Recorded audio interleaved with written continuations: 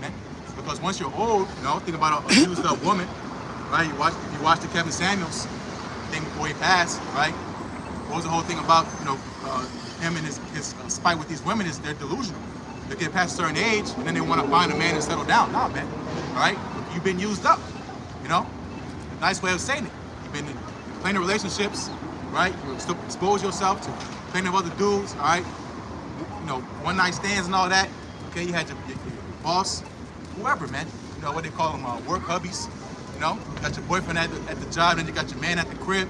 The Lord don't want to deal with that, all right? Even though He did say in Jeremiah 3rd chapter, even though you played the harlot, come return unto me. There's still, there's still stipulations, man. You can't just, again, you a harlot and then you want to come serve the Lord, man. Yahweh Shai said it. You can't serve two masters, man. So remember the Lord before the evil comes. That's being proactive, not reactive. Our people are reactive people, man. They react to shit, and by then it's already too late. Because the Lord gave His servants the prophets, He raised them up, He made them to have foresight, so you can have sight of the things that come before it happens. Want to get them? Ecclesiastes 12 and verse 2. While the sun or the light, I'll read two more verses.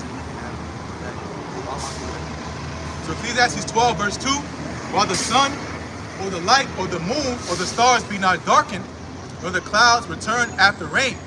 So again, before things happen, man, because again, you can't seek the Lord while, it's too late. We just was going into Isaiah 55 and 6. Seek the Lord while He may be found. You want to ask the Lord favor when you ain't been doing right, you've been being evil, being simple, right? Now you're in a situation where you call on the Lord. Well, how'd you get yourself in that position in the first place, man? By not remembering your Creator, man. You commit adultery, now you're sneaking out the back window, and they got the gun pulled out on you, asking God, have mercy on me. It's too late for all that, man. You had plenty of time to say no, to leave that female alone, especially once you knew she had a man, So same with Judgment Day, man. So Ecclesiastes 12 verse 3, in the day when the keepers of the house shall tremble, and the strong men shall bow themselves, and the grinders cease because they are few, and those that look out of the windows be darkened. As brother mentioned earlier about these cuts, federal workers getting cut, everybody getting cut, being downsized. Because why? Because on the horizon is a recession. You go into the keepers of the house, it goes into the economists. You go into economy, it goes into housekeepers, man. Your first house, all right, that you keep is supposed to be your household, man. But going to, again, the macro sense of the economy, you have people watching for markets, certain tendencies and things like tariffs on the horizon, which is already moving it forward. You see how the economy is reacting, man. And what's going to happen is, again, these layoffs are going to get more severe. Here 10,000 fired at one time from these tech jobs. Because it's a sign of the times we're in, man. So you're supposed to seek the Lord before this stuff happens, before you get so-called fired from your job, man. You get laid off and you're like, oh, I never seen this coming. If you was paying attention, you know it's coming, man.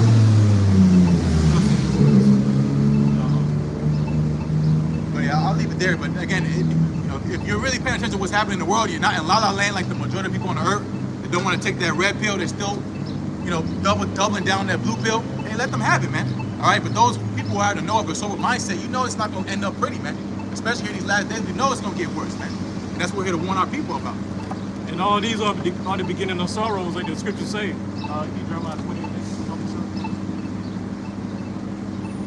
So Jeremiah 28, in verse 8, the prophets that have been before me and before thee of old prophesied both against many countries and against great kingdoms, of war and of evil and of pestilence. And that's why we out here week in and week out, because we're the only ones out here prophesying the destruction of this wicked and sinful kingdom. I don't hear anybody else out here talking about the diseases going on. Well, diseases, the job layoffs, the fires and the famines and all the other things going on. All these other Israelite camps is basically bringing out the law constantly. And just following the law, statutes, commandments is not going to save you. But the men of Great Millstone and the True Blue affiliates, we're the only ones out here prophesying the destruction of this kingdom, as I said earlier. And you have to be a blind man not to see what's going on. It's prophecy is kicking off the pages all around us. Matthew 24 and 6. You got that? I'll read the main verse. Talks about, so Jeremiah 28 and verse 9, it says, the prophet which prophesied of peace, when the word of the prophet shall come to pass, then shall the prophet be known that the Lord Yahweh, Hashem Yahushua, have truly sent him. So a prophecy is a prediction. So when these predictions come to pass, like it says in Ezekiel, it shall surely come to pass, then shall know a prophet have been among them. Again, when a prophet is known when what he says comes to pass, as simple as that. You know, and what we prophesying of is right up, or even a pestilence, man. Because these are our prophecies. We're not sitting at a round table saying, yeah, we're gonna talk about this at camp. These are the Lord's prophecies, man. As he said, his word's not gonna return unto him void. It's exactly what's happening, man. And we're telling you firsthand, man. This is the book of Matthew, chapter 24. This is the book of St. Matthew, chapter 24, and verse 6. And ye shall hear of wars and rumors of wars. See that ye be not troubled, for all these things must come to pass, but the end is not yet. So you got wars and rumors of wars. You got wars, you got little small wars popping off all over the place. So you got Russia, Ukraine. That that ain't gonna never end until World War III actually pops off. You got the Ish people in Palestine. You got China doing drills around Taiwan. So it's escalating. It's getting hot, and it's just going to get worse as time goes on, and eventually World War III is going to pop off. This is the book of St. Matthew, chapter 24, and verse 7.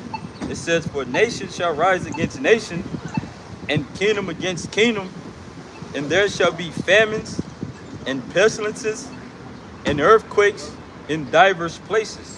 Again, the nation against nation. Russia, Ukraine, damn near same people. China, Taiwan, same people. You got race wars, gender wars, class wars, which we're seeing that here at a lower scale, but eventually it's gonna balloon out. With all these different things going across around the world, the people here in Babylon ain't seen it yet, and when it happens, they're not going to be prepared for it. Then you have the earthquakes in diverse places. The earthquake that happened in Myanmar, Thailand. Myanmar, and if I'm not mistaken, the deletions right now is 3,000. 3,000? Yeah, 3,000. That's a lot of that's a lot of people going right there.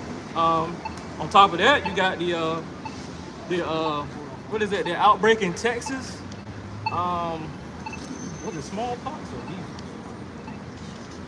But either one, it's a lot of cases with that already done sparked off. Then you got Trump, who what did he fire most of the people from the CDC in the disease control. So ain't no telling what's that going to turn into. You see, pestilences are hitting an all-time high, and that's all through the will and power of Yahweh by Hashem Yahushua, because he controls the good and the evil. Verse 8. This is the book of St. Matthew, chapter 24, and verse 8. It says, all these are the beginning of sorrows. And like Big Bro was talking earlier, the layoffs, the job cuts, all this stuff right here we're seeing is the beginning of sorrows. And if you're not, hadn't turned to the Lord and repented, I mean, you're not going to have the protection in these last days when all these troubles start hitting you. Your family, yourself, your loved ones are going to feel it. And this is why, like I said, we out here prophesying, but only the elect is going to get this message. Then too, I forgot to add, going into the different wildfires popping off. First it was California. Now it's parts of North Carolina and South Carolina. Then you got the ice storm somewhere too, in the midst of this, in the Midwest somewhere. Then you had the tornado outbreak. The ice storm that happened in I think you pronounce it. I think it's called like Gaylord, Michigan. Yeah. That's right, because there's a brother that went live from Saginaw. He was wrapped up like a snowman this morning. Like, this is crazy. Isaiah 29 and 6. Kind. Yep. Well, good shot, brother. If I may, I got a definition of sorrows. Yeah, it says this is the definition of sorrows. It says a feeling of deep distress caused by loss, disappointment, or other misfortune, suffered by oneself or others. All right, like the brother was going into, Yahweh Shem outside is bringing these sorrows, you know, because of the pride, you know, all right, and the wickedness that's going on, all right, amongst the land. But actually, that second address. Wait, you get it, bro. And then you get it.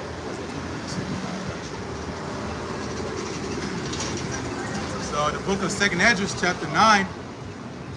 No, sorry, keep going. Second Esdras 2. Verse what? 9. Second Esdras 9 and 2. Oh, Second Esdras 9 and 2. So Second Esdras chapter 9 in verse. Yes, I got the time. Well, yeah, There's usually. some time. Yeah. Yeah. Second Esdras 9 in verse 1. He answered me then and said, measure thou the time diligently in itself. When thou seest part of the signs past, which I have told thee before. See, that's what we're doing. We being the prophets of the Lord, we seeing these different things happen, and we know that these are signs of the last days. But you know, you got people saying that, you know, this happened before, we'll get over it. You know, they don't put any stock into what we're saying, but all this is in the scriptures. We didn't make this stuff up. Second Esdras 9 and verse 2. Then shalt thou understand that it is the very same time when the highest will begin to visit the world which he made. And it's like Yahweh Shem Yahushai, the signs of his visitations, like I was going into before, the different weather events, the so-called natural disasters, the earthquakes, all types of things is happening. And this is the Lord visiting this place, and he's visiting it daily, multiple times daily. And you can't overlook this. Yeah. Second Esdras 9 in verse 3. Therefore, when there shall be seen earthquakes and uproars of the people in the world. Okay, like we said, we brought up the earthquake issue, the Myanmar, Thailand area. Then you got the protests still going about. Palestine. What else is going on? The Trump rally that's supposed to be starting today in places. Tornadoes too. Yeah, the tornadoes. Then the tariffs. He tripled down on the tariffs for these other countries, and now they're retaliating against Babylon, and that ain't gonna be a pretty sight. Second Esdras 9 in verse 4. Then shalt thou understand that the Most High spake of those things from the days that were before thee, even from the beginning. And that's what the prophets do. What's that? Ecclesiastes 1 and 9. So Ecclesiastes chapter 1 in verse 9. The thing that have been, it is that which shall be, and that which is done is that which shall be done, and there is no new thing under the sun. There's nothing new. What happened in the past is happening now, but at a larger scale. Got more people on this planet now, so it's going to be more deletion rates. And like going back to the Lord he's visiting this world, especially here in Babylon with these storms. Now I go back to Isaiah 29 and 6. Yep. And real quick to qualify, because this is talking about spirits coming back. You want to make sure you give it clear, but you can't use it for so-called history repeating itself, which is a quote from Mark Twain. It doesn't repeat, but it rhymes. So it's a similar kind of pattern. It's a prophetic pattern with kingdoms. They rise, they fall. That's how it goes. So-called America is no different. This is the book of Isaiah, chapter 29. In verse 6, it says, thou shalt be visited of the Lord, Yahweh Bahashem Yahushai of hosts, with thunder, and with earthquake, and great noise, with storm and tempest, and the flame of devouring fire. This goes back to what we was talking about earlier. These different storms, these plagues, these diseases, these fires. The Lord is visiting this place, and he's angry. This is his wrath of his indignation. And it's not going to stop. It's not going to let up until Yahweh Shah comes back and, make things better here for, and just destroy the wicked. Isaiah 29 verse 6. Thou shalt be visited of the Lord Yahweh, Bashem Yahshua of hosts, with thunder, and with earthquake and great noise, with storm and tempest, and the flame of devouring fire. So again, it's a sign of the Lord drawing down on earth. You know, these what you call so-called natural phenomenons. You know, they're orchestrated by the Heavenly Father, Yahweh Shai. It's a communication. You know, like look at eclipses and things that happen in the stars, so to say, alignments of planets, right? Again, earthquakes, storms, tempests, you know, all type of crazy storms going on, right? They call them once in a lifetime type storms, right? That's all, you know, of course, you could say Esau with his harp system, right? He has some kind of manipulation, you know, technology with the storm and stuff, but it still does not denounce and take away the fact that the Lord, Yahweh Shai prophesied that's what happened in the end, man. You know, chariot sightings all over the place, you know, so being visited, right? That's a terrible thing. When the Lord comes, you know, think about it, your boss. It's a certain demeanor and atmosphere when your boss pulls up. Remember your co-workers playing around, laughing, kiki, and then somebody important walks in, guess what? You stop playing, man. You know, like well, when a teacher walks in, what do? You stop playing, right? And that's how it is with Yahweh Shai, man. It's going to be a very stoic and serious mentality when the Lord returns. It's going to be a day of trouble, man. Yeah, darkness. And like the Lord is a controller of the light and the dark, good and evil. He, you know, go ahead, go.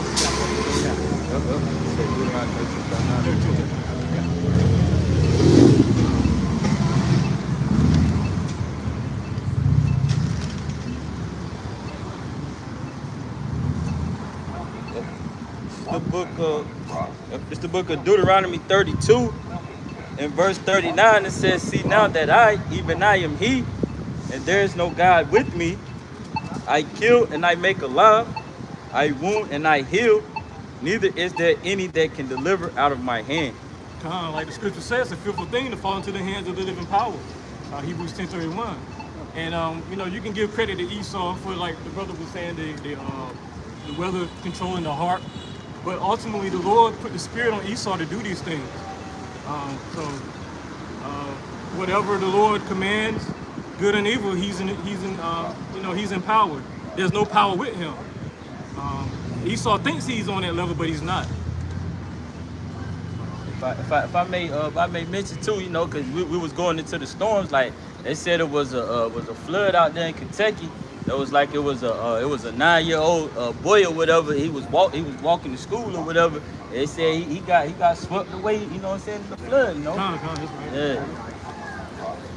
So you know, whenever it's your time, and ain't nothing you can do about it. Right. Just be thankful. You got something? Yeah, because it's not Satan, you know what I'm saying, that's doing these things. The Lord Yahweh Shai, he's sanctioning these things, all right? It's that Psalms 68 and 20, no? The issues of death. You had something, bro? Yeah, come on. This is the book of Amos, chapter 3 and 6, and it reads, shall a trumpet be blown in the city, and the people not be afraid? Shall there be evil in a city, and the Lord Yahweh Ba'ashem Yahweh Shai have not done it? I mean, that's in a nutshell. The Lord is good. He controls everything, the good and the evil. The prophets back in that time, they knew what the deal was, and so did the people did. You know, so the same thing now is happening. The same thing then is happening now.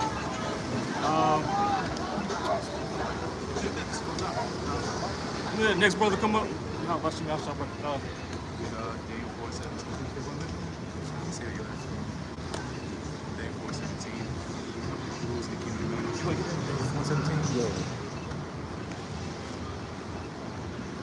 Whoever speaking in the middle, right? Yeah, yeah. Want me to stand in the middle? Let's get that thing. We'll start off with thing 417.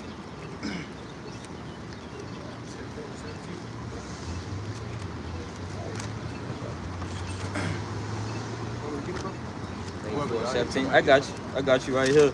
Yep. This is the book of Daniel, chapter 4, and verse 17. It says, this matter is by the decree of the watchers, and the demand by the word of the holy ones, to the intent that the living may know that the Most High ruleth in the kingdom of men, and giveth it to whomsoever he will, and setteth up over it the basis of men. Yep, and that's supposed to be a basic understanding, you know, when you come into serving Yahweh Shai, of acknowledging his omnipotency, the understanding is that he sets up kingdoms, man. He sets up, their rise, he sets up their fall, man. As a lot of people deem the Bible as a fairy tale book or a nice bedtime story, right? But the Bible itself is a history book, Someone get in Psalms, I think it's 76, promotion. Coming not from there, I think 75. 75 is 6. Maybe start up a little higher. Okay, this is the book of Psalms, chapter 75. 75 and 6, right? Yeah, start up. Kind. It said for promotion coming neither from This is the book of Psalms 75 and verse 4. It said, I said unto the fools, deal not foolishly, and to the wicked, lift not up the horn. Lift not up your horn on high. Yep. Speak not with a stiff neck. Yep, and that goes into pride, right? Of course, you got to grab and hold Obadiah on deck, right? So, lift not your horn on high, again, is ultimately defiance against the Heavenly Father, all right?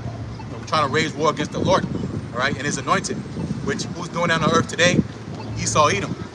Be it his technology, he's trying to surpass and ultimately take the office, or take the seat of the Heavenly Father, being God, all right, on not just this earthly realm, but in all the realms, man, where he wants to create a whole world where it all revolves around him.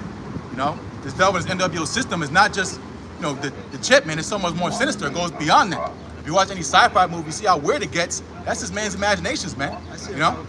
Think about the Matrix. This stuff is old ideas, man. And they had decades upon decades to push this stuff forward. And it's good to say, the children of this world are wiser than Daniel, right? The children of this generation. Why? Because the Lord put them on a level, man. To ultimately push His agenda. It's on. We'll keep reading that. Hold Psalm. Hold on. Proverbs 16:4. This is the book of Psalm 75 and verse 6. It says, for promotion cometh neither from the east, nor from the west, nor from the south. Yep. So what is promotion? Is an advancement in office. Right, if you're coming to get a promotion, it usually comes with a higher pay and more responsibility, all right? And someone that's higher than you gives you that promotion.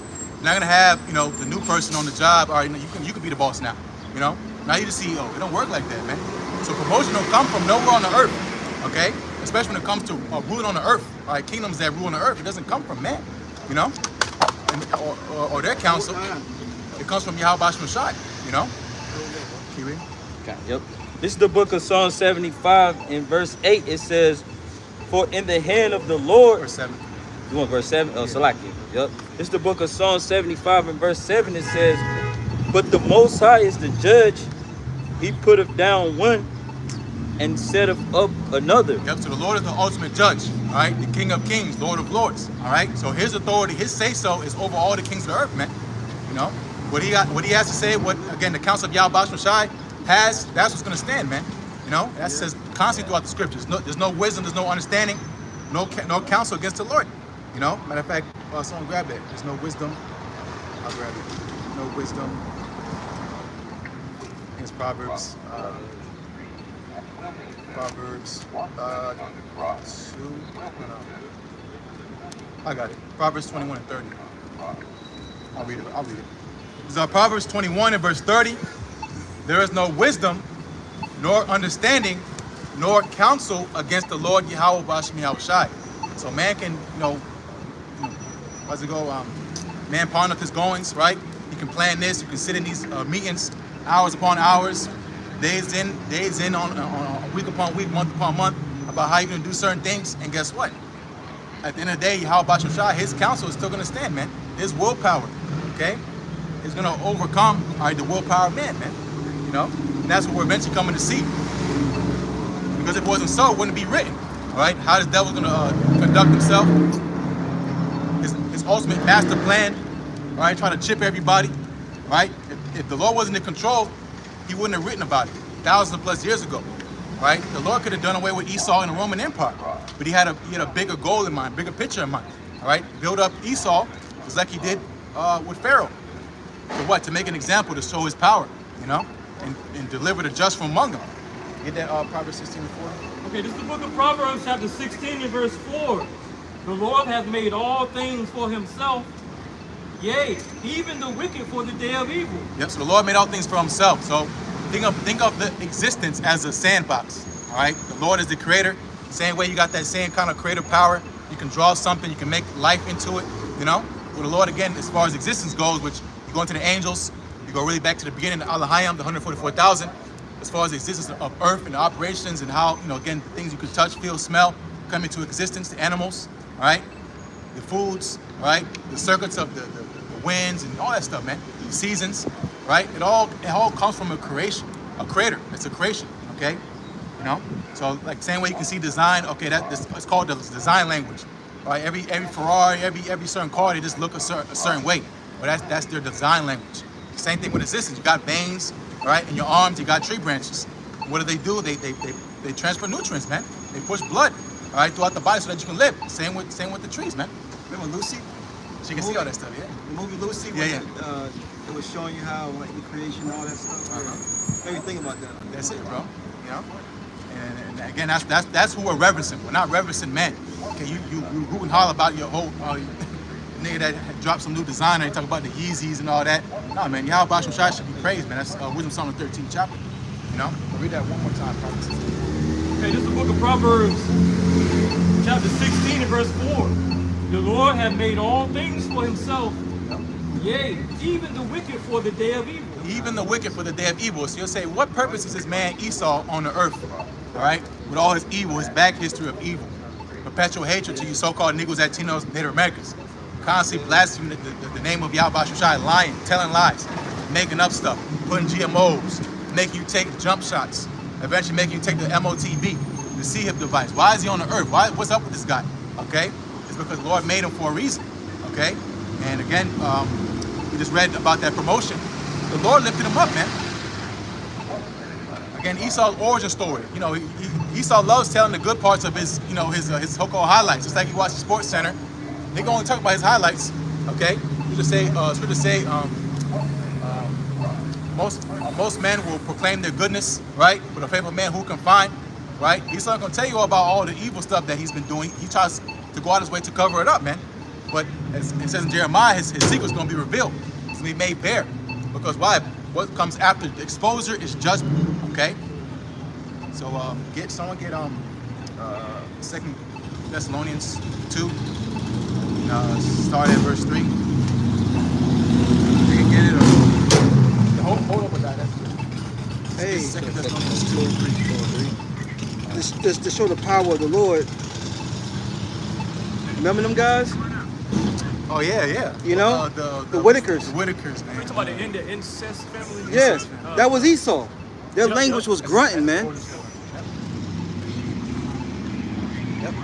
Because you go back to that Daniel 4:17, it says about the basis of men, right? Matter of fact, read that one more time.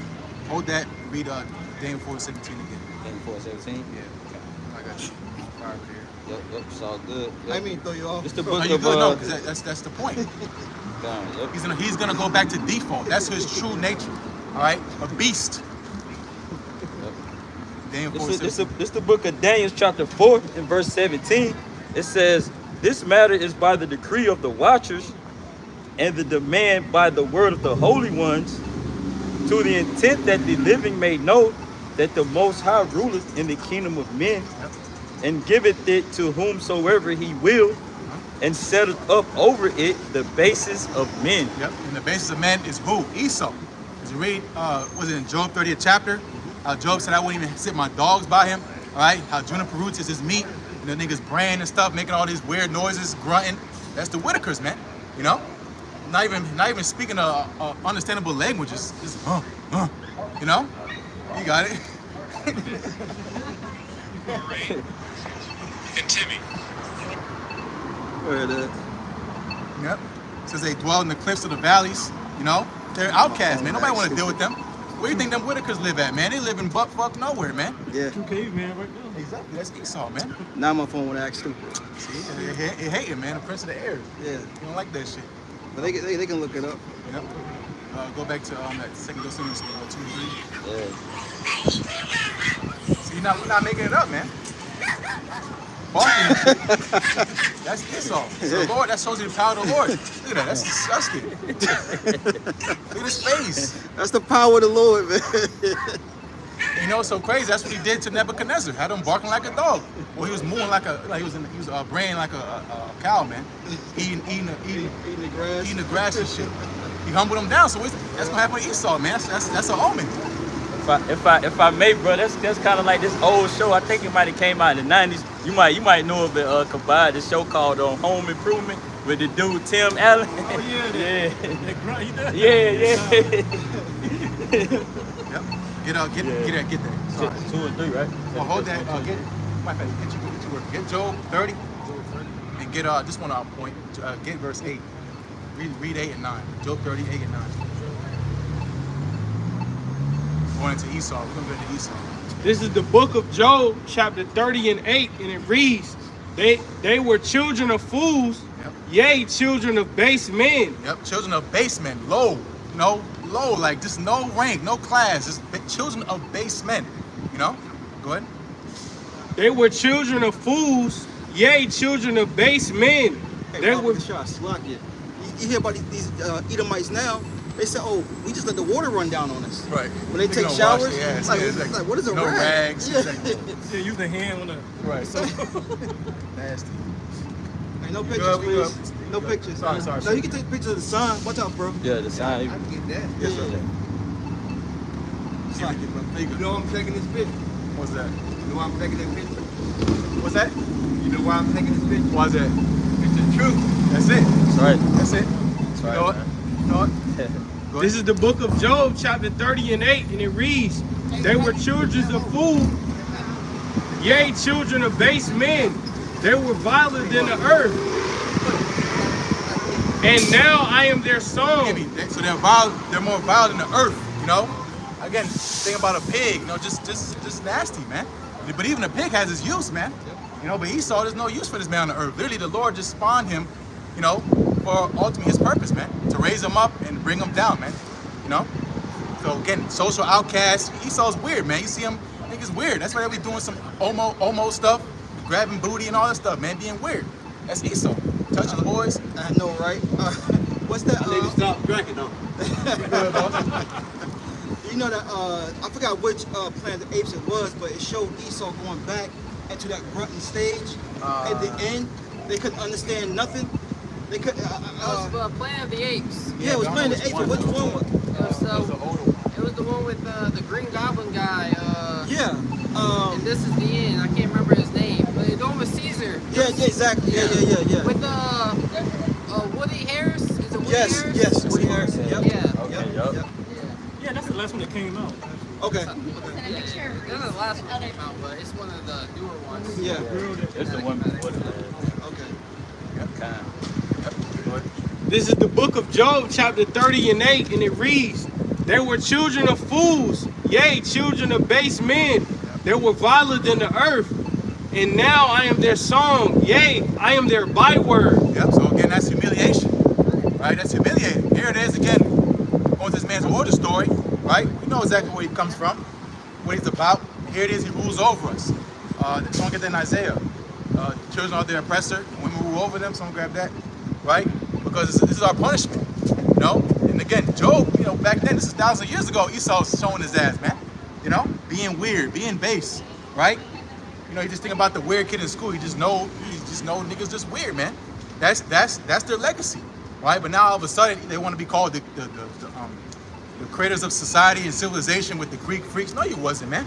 You know, you were as we're to say when you came into power, wickedness multiplied, man. You the man of sin. We're just gonna go to that. We're gonna get it, but you got it in Isaiah. I got you. Isaiah 3:12. Yes, sir. Yep. This is the book of Isaiah, chapter 3 and verse 12. It says, As for my people, children are their oppressors, Yep. and women rule over them. Yep. O my people, they which lead thee cause thee to err, and destroy the way of thy paths. Yep. So again, that's a sign of our demise, man. Starting with the men, right? So we have children being our oppressors. Being a child has no rank, all right? It's nameless. You gotta grow up and be a man. You know, grow up under the household, under the tutelage of a tutor. You know, a man of understanding.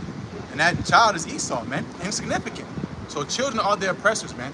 And what? Women rule over them, which is a curse, man. That's a new thing in the earth. The Lord says He's gonna do. A woman is gonna surpass a man. That's new. You know, you think about the women's lib and stuff, which that was a whole CIA operated thing. right? There's always a darker meaning to it. What you just think it's about women's rights. It ain't about women's rights, man.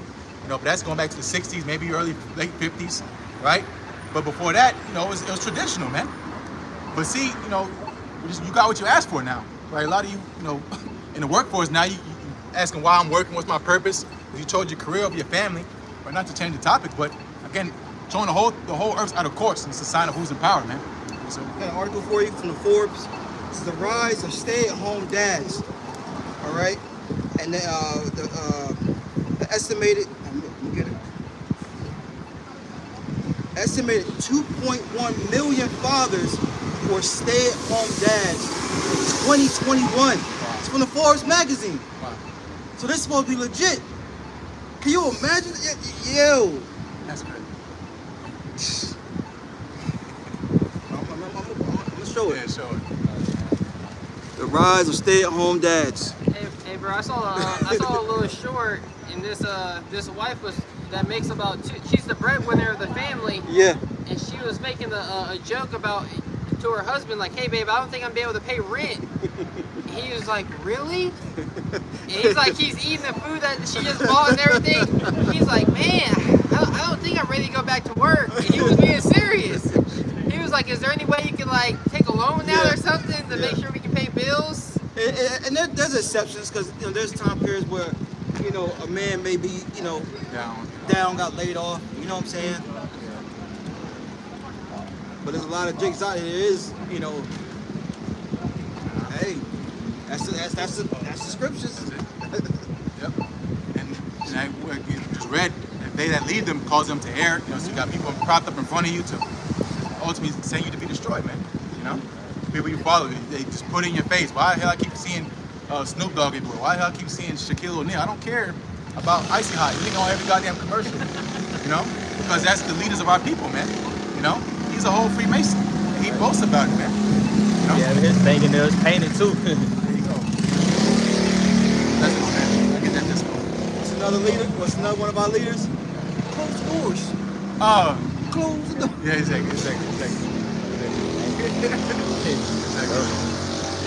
This is the book of 2 Thessalonians chapter 2 and verse 3. It said, Backing up into the bus. like, yeah, man, like mad.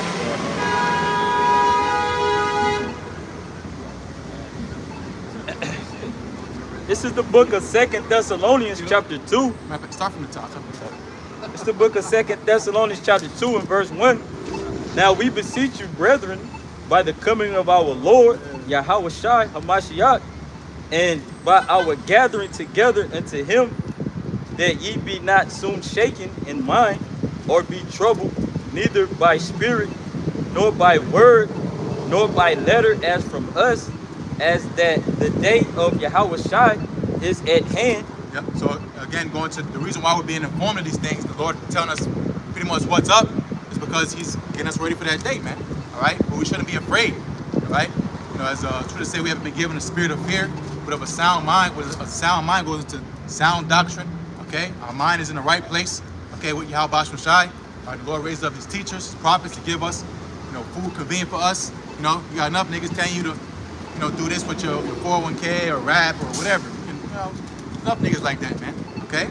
They're gonna lead you to that wide and broad gate that's gonna lead you to destruction. As far as, again, the Lord that raised up His prophets in the last days, they're gonna lead you through that straight and narrow, okay? To get you through the terrible times we're getting ready to go through, man. You know? It's the book of 2 Thessalonians chapter 2 and verse 3. Let no man deceive you by any means, for that day shall not come, except there come a falling away first, and that man of sin be revealed, the son of perdition. Yep, so going to measuring the times, okay? The thing about prophecy has checkpoints, right? So we did have that falling away, which happened. At that time, you know, Paul was born to the church of Thessalonica. Well, we knew who we were. We were Israelites, you know? There's a lot of our people that have become Gentiles and heathens, meaning taking on the customs of the Greeks and the Romans. They still had a sense of, hey, Jerusalem is a homeland, man. You know? We're from our respective tribes, Abraham, Isaac, and Jacob, right? Those patriarchs. But here in this land, we completely discontinue from our heritage, which is prophecy, you know? Even Jeremiah, the Lord told Jeremiah you're going to discontinue. So all of us, It says that in Matthew 25th chapter, just while the bridegroom tarried, we all slumbered and slept. So every last one of us, we all forgot who we were. We might have pockets of, understanding. You think about Nat Turner. He knew about, the Psalms and stuff about getting over on our oppressor.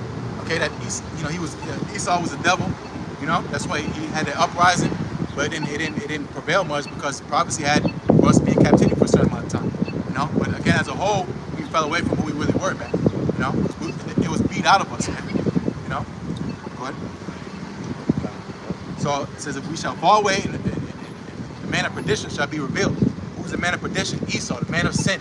All right, the so-called white man, which we say so-called because it's a term of understanding. We know who you're talking about. When we say Esau, we're saying he's a so-called white man, but it's not skin color. Because there's a danger about generalization. We're not saying all white people are Esau. Because that would be turned away from certain people that might be part elect that might look like Esau or might look like another nation. But Esau, again, starting first with the elite banking families. All right, there's a line of people on the earth who the Lord hates. When we're going to Obadiah, all right, that's prophesied of great and terrible destruction. Okay. What? So 2 Thessalonians 2:4, it says, who opposeth and exalteth himself above all that is called the Most High, or that is worshipped, so that he as the Most High sitteth in the temple of the Most High, shewing himself that he is the Most High. As we read earlier about not lifting up your horn on high, this is what Esau does in his pride, because he knows he's rejected. He hates the Most High, man. So what's he doing? He's trying to rebel against the Most High, Yahweh Shai, by again things he pushes out on the earth, man, giving you license to sin. The Lord said you can't, a man and man can't marry. Okay, a woman and woman can't marry, but guess what? Esau said, yeah, you can do that. That's what? That's opposing himself against the Most High Yahweh Shai, man. Above all that is to be worshipped, man. Saying that ultimately, even worse, I'm God. Because it says he wants to sit in the seat of the Most High, meaning the authority seat. Like I'm the one who's controlling the universe. I sit in the center. You run everything through me, man. That's the devil's end of your agenda, man. Go ahead.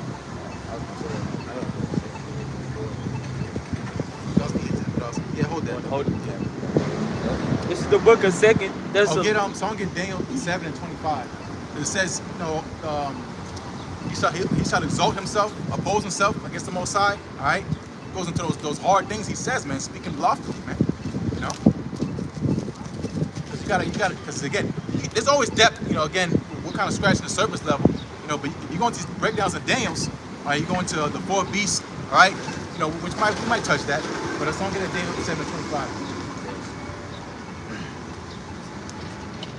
I got That's a good one too, but 7:25. 7:25. I got you right here. This is the book of Daniel, chapter 7 and verse 25. It says, and he shall speak great words against the Most High, and shall wear out the saints of the Most High, and think to change times and laws, and they shall be given into his hand until a time and times and the dividing of time. Yep, and you go into that Daniel 7 chapter, it mentions a little horn. What's that little horn? It's so-called America, all right? It look more stout than his fellows, all right? That's why when you have, especially with the embodiment, perfect analogy or the sight to look at is Trump, man. He's proud, all right? He's the head honcho. He's just that guy. He can say whatever he wants. He's unfiltered, because that's a sign of his pride, man. Speaking harsh things, okay? Putting out these tariffs. Right, but again, it's a sign of his pride, man. In the book of Psalms, where it says that his pride compasses him about as a chain. Yep, that's Esau. Read that one more time. It's the book of Daniel, chapter 7 and verse 25. It says, and he shall speak great words against the Most High, and shall wear out the saints of the Most High, and think to change times and laws, and they shall be given into his hand until a time and times and the dividing of time. Yep, so wearing out the saints of the Most High. Who were the saints? Okay, the Israelites. Right, read that in Psalm 148. Right, he exalted the horn of his people, even the children of Israel. So changing times. Right, you got one example is daylight saving. What the hell is daylight savings? All right, you got the Gregorian calendar. With you got these months, Monday, Tuesday, Wednesday. That's not in the scriptures, man. You got a seven-day week, 365, whatever. This man again, because he wants to be like the Most High, man. he has all these calendar days so he can tax you, man. That's the whole purpose of the calendar. And we keep the calendar according to the moon, to honor the holy days, okay, honor the Sabbath days. This devil got calendars to make you worship wicked holidays, you know, shit like that, you know. It's never all about money. Exactly, that's all I care about. I saw a little quick clip. Chick was like, black man made stoplight, white man made the ticket. You know what I'm saying? It was like a list of a couple of things. They were like, yo, that shit is funny, but it's true. I forgot what the other ones were, but like, you know, the black man made this, and then, you know, white man, Yeah. They be trying to make helpful shit, and Esau used it to oppress people. yeah. You We're know? evil. For evil, exactly. It's his God is money, that's why. You see in Daniel 7, read up to, you might as well get that 4 piece, Daniel 7:7. Yep. This is the book of Daniel, chapter 7, and verse 7. It says, "And this I saw in the night visions, and behold, a fourth beast, dreadful and terrible." Yep, and that 4 beast is the Roman Empire, okay? Just so you understand, go ahead. Yep. It says, "And strong exceedingly, Yep. and it had great iron teeth. It devoured and brake in pieces, and stamped the residue with the feet of it." Yep, so going to dreadful and terrible. The ancient Roman Empire was a force to be reckoned with, man. You know? And how they went about conquering again after, when they really started dealing with Caesar and stuff like that, starting with Julius, right? The world was afraid of them, afraid of the Roman Empire, man. You know? Because it was a transition from the Greeks to the Romans. The Romans took out the Greeks, man. You know, which is crazy, the same people. But that's what's happening all over again. They're divided, man. You know, but you know, going to dreadful and terrible, you know, it's getting that military dominance, man. Nobody can mess with the Roman army. You know, with the equipment, the technology they had at the time, with how they what they stole from Jake, Hannibal Barca, the phalanx with the sticks, you know, the long sticks they had. You can't nobody penetrate that shit with the armor. You know, that's what they did, man. And they went forth conquering, man. You know, unmatched military power, man. And very destructive and expansive. The Roman Empire was huge. Okay, go ahead. Oh, and the iron teeth. Again, like military, man. You know? Go ahead. Yep. And you can tie it with Daniel's 2nd chapter, in the 40th verse, the legs of iron. That's the Roman Empire. Go ahead. It said, "And it had great iron teeth. It devoured and brake in pieces, and stamped the residue with the feet of it. Yep. And it was diverse from all the beasts that were before it." Yep. And so going to the total domination, okay, of the Roman Empire, dominated. There was no other so-called king in town, man. It was the Roman Empire. That was it, you know. And you know, keep reading. It says more diverse than the others because for most of history was a monarchy. You had a king, you know, and whoever came up was noblemen under the king's line, all right? But in the Roman Empire, you had so-called elected officials, you know. You had a Senate. It was different, you know. And that's the same form of government you see today, man. You know, which started first with the Greeks, so-called democracy, you know, which at a time, the Roman Empire, it was a republic, then it turned into, eventually it turned into an empire. What? it says, "And stamped the residue with the feet of it, and it was diverse from all the beasts that were before it, and it had 10 horns." Yep, and those 10 horns, which now today is the EU, where you had common market nations that came together as far as trade goes, and they gave power to the Roman Empire. You think about how today you got so-called government contracts. They're on the behalf of the Roman Empire, right? They joined forces with them to what? To join in on the power, man. Because it was more profitable for them to work with the Roman Empire than to be against it. And that's those Germanic tribes, some of the names, barbarians, Goths, it's a little bit rusty, but again, there's really 10 nations of families that joined together. As a whole, they called them barbarians, right? But that's what Esau did, they joined forces with Esau. Go ahead. Verse 9. Yep. It's the book of Daniel, chapter 7, and verse 9. It says, Verse 8. Verse 8. Oh, yes, right. Now I'm scrolling down. This is the book of Daniel 7, and verse 8. It says, "I considered the horns, and behold, there came up among them another little horn, before whom there were 3 of the first horns plucked." Yep. So going to that little horn, which the book of Daniel, sometimes it jumps around. So that little horn, again, mentioned earlier, might as well get it. Talking about so-called America.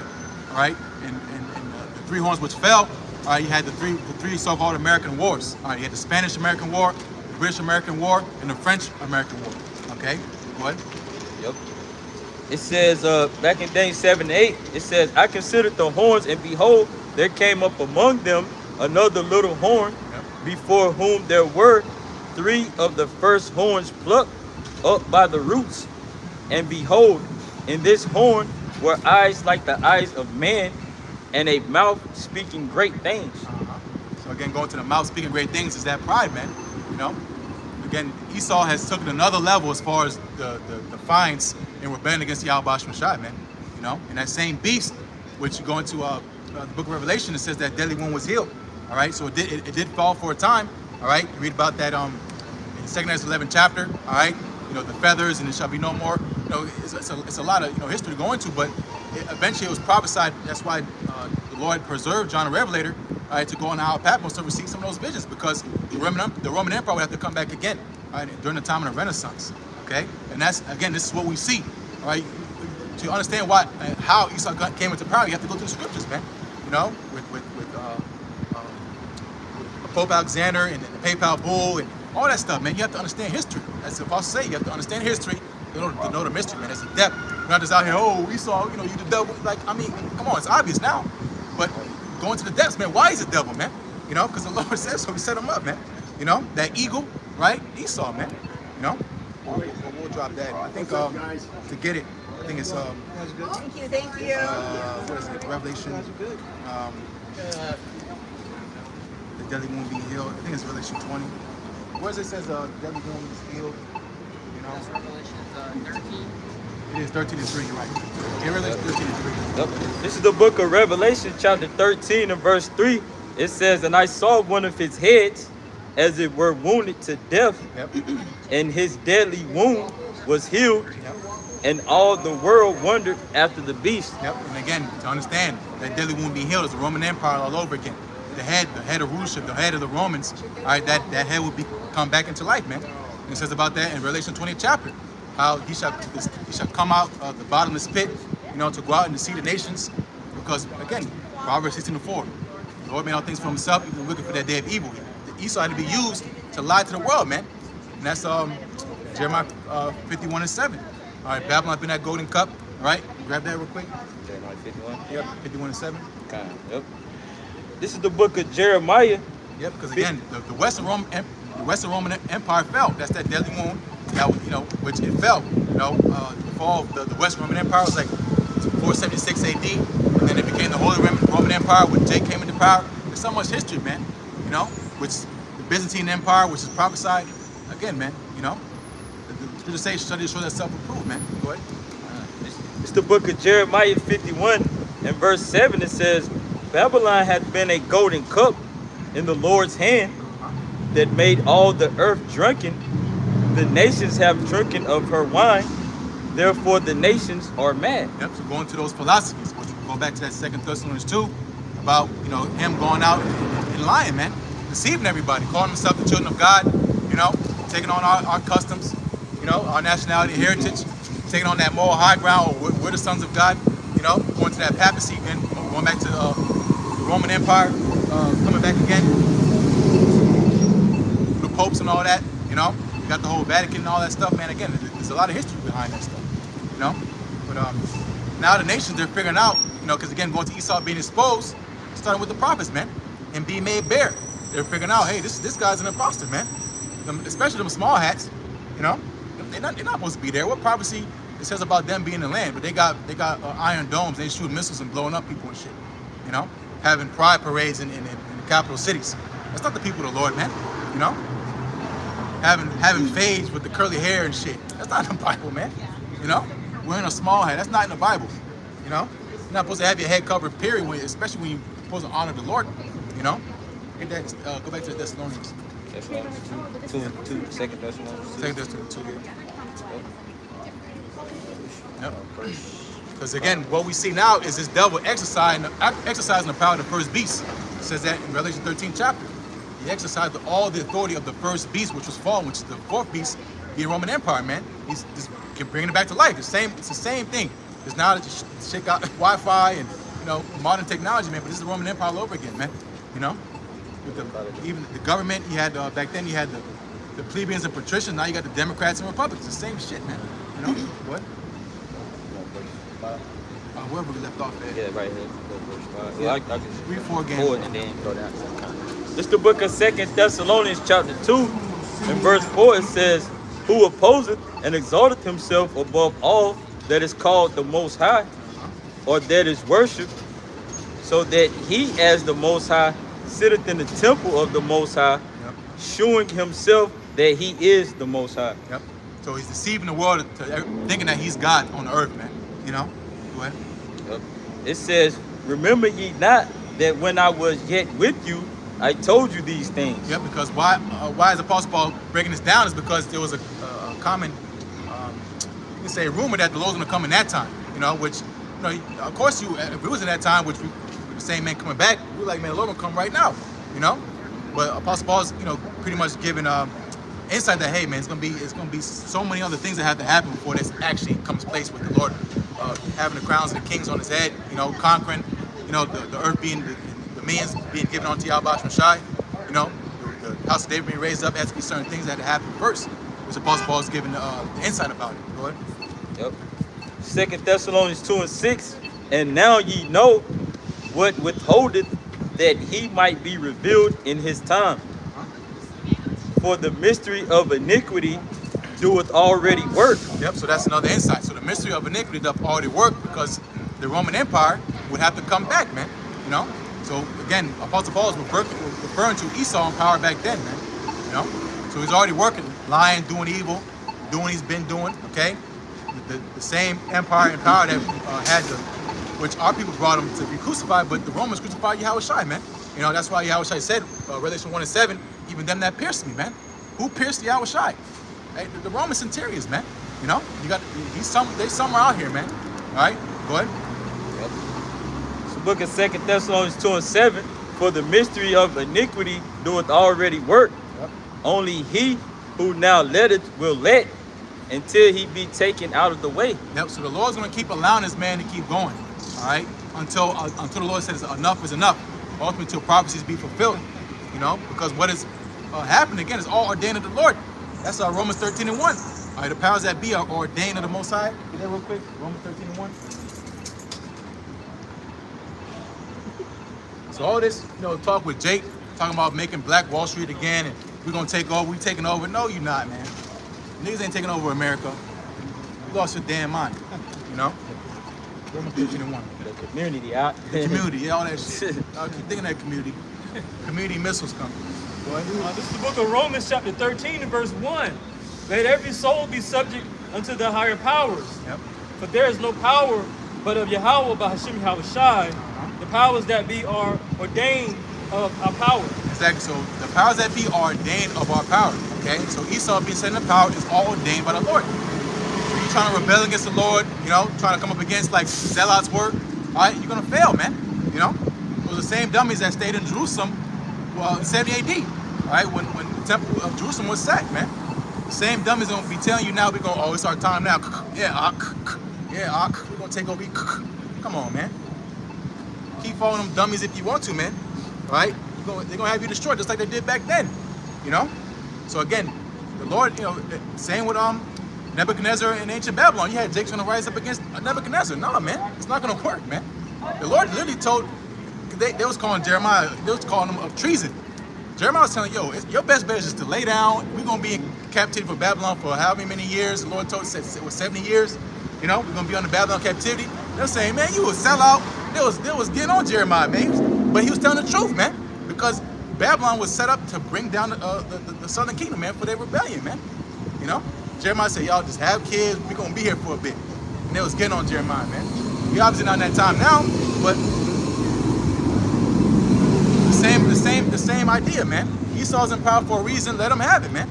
Until the Lord take him out. We're not gonna take Esau out, man. We just prophesying against him. Keep going. Let's see something else. Wait upon me. That's how rises against the prey, exactly, man. Don't make us cowards. We're just being obedient. What did he say? Yo, Kevin, with your family. That's dinner. Exactly. You better. Yo. That's how niggas do it, man. Go ahead. Go back to the Thessalonians. Verse 8. It's 2 Thessalonians chapter 2 and verse 8. It says, and then shall that wicked be revealed. It's the 2 Thessalonians chapter 2 and verse 8. It says, and then shall that wicked be revealed, whom the Lord shall consume with the spirit of his mouth, and shall destroy with the brightness of his coming. Yep. So the wicked being revealed, okay, revealed, then through the Spirit, okay. Esau, which they hid from that title. They ran from it. They called themselves white. They called themselves what else they called themselves? All type of shit. Esau is trying to call himself, man. But he's Esau. Go ahead. Oh, it says shall destroy the brightness of his coming. That's Yahushua is coming to personally visit this place, man. And all the kings Yahushua could have came and returned onto, he's returned onto Esau, man. All right, showing again, prophecy shall be fulfilled, man. What? Yep. 2 Thessalonians chapter 2 and verse 9. It says, even him whose coming is after the working of Satan with all power and signs and lying wonders. Yep, so left-hand side technology, man. Which, now, again, you got your cell phones, you got stuff that wasn't, a thing back then. And it's a use of control. You got cars track you, So, you fall into that trap. That's why it says in Revelation that everyone's going to pretty much all after the beast, man. It's the left-hand side miracles, the technology he has. And then in the bigger picture, again, is the MOTB system, the MARK. Go ahead. Yep. This is the book of 2 Thessalonians chapter 2 and verse 10. And with all deceivableness of unrighteousness in them that perish, because they receive not the love of the truth, that they might be saved. Yep, and that's our people, okay? They got that lullaby, okay? They got that sweet serenade playing in their ear, man, which is, again, their delusion, man. Believing in this system, trusting in oppression, running to Egypt for help, still voting, right? Because the Lord don't want to save them, right? Because again, the bigger picture, the Lord's going to destroy a lot of souls, man, by the hand of Esau, all right? I'll grab Revelation 12 and 12, then we're going to switch. Revelation 12 and 12. Switch out. It's the book of Revelation chapter 12 and verse 12. It says, therefore rejoice ye heavens, and ye that dwell in them. Woe to the inhabitants of the earth. He can't hide himself, man. Right. He just said, talking about fuck y'all. I mean, bro, we pass all that, man. We're not here to be a friend, man. We're not stupid. We know who you are. You're an enemy. Yeah. Of course, he come up and try to present himself as benevolent. Oh, yeah, I'm with you guys, nigga. Shut up, then. Yeah. Right. Why you putting your phone up? Esau hurt, man. They ain't gonna walk him and say, see, that's why fuck y'all. Come on, man. We beyond all that stuff. Go to work and bring me your check. Show himself. Yeah, he can't hide himself. He can't hide himself. Yeah, he can't, man. Will he humble himself until crouching? Exactly. We on game, man. The Lord put us on game. That's why 12. Exactly. Never trust the enemy. That's Esau. We can say that's Esau. Without a doubt, that's Esau, man. Saw his damn ankles. Come on, man. You know this, man. Go ahead. Revelation 12 and 12. It's the book of Revelation chapter 12 and verse 12.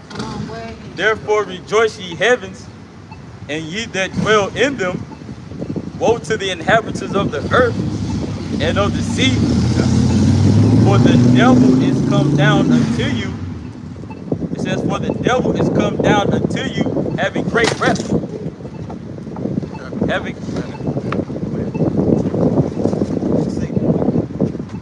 mean, that's spiritual. The devil shall come down upon you having great wrath. It's like the wind. Correct? Yeah, that was a nice gust of wind too. The wind's coming like literally right down this. Well, that's spiritual. Read it one more time. Yep. The book of Revelation chapter 12 and verse 12, it says, it says, therefore rejoice ye heavens, and ye that dwell in them. Yep, and that's supposed to be us, the believers, the hopeful elect. We're supposed to rejoice. Why? Because our redemption draweth nigh. We got to go through some strange things, some terrible things, but the bigger picture is that we're going to get the victory. And can nobody take that from us, man? Go ahead. It says, woe to the inhabitants of the earth and of the sea. Woe means destruction. Go ahead. For the devil is come down unto you, having great wrath, because he knoweth that he hath but a short time. Yep, and the devil's going to Esau. Not a man with a pitchfork under the ground. He gonna crawl up with all his legions of demons and no, man. In the name of Satan, no, man. It's gonna be Esau. We just read. He does the working of Satan, the energy of Satan. Okay. To what? To forward, ultimately left inside the Lord, man. You know. That's what we pray. Just like King David said. He said, keep me from the wicked, which is thy sword. What are you paraphrasing? Hide me from the wicked, which is thy sword. You know? Because he's going to come down with great wrath, knowing they have but a short time. That's why you can see this Operation Warp Speed, man, with Esau. All these executive decisions and this man moving with haste. It's because, why? Because they know the time scale. They don't have much time. Go ahead. One real quick. This the book of Psalm 17 and verse 13. That's it. Arise, O Lord, disappoint him, cast him down, deliver my soul from the wicked, which is thy sword. Exactly. You know, because going to the left hand side, it says in Revelation 6, right? The red horse, he was given a great sword, man. You know, to take peace from the earth. That's all a sword does. You know, that's what Esau has done, man. He's continuing to do it, shaking things up. There's a lot of shit going on, man. You know, that's why you got to be on our toes. Stuff going on in the Middle East and stuff going on in your neighborhood, man. All type of shit going down, man. Get ready for black swans and all type of stuff, blackouts, because this devil has to push his agenda, all right? But the Lord says he's going to disappoint his enterprise so he can't fulfill it. It means he's going to come up short.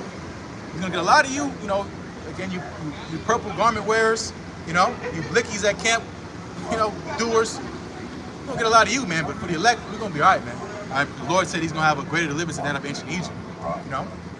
So that's pretty much it with me. Those was edifying. Pass to the next brothers. Well, we'll close out.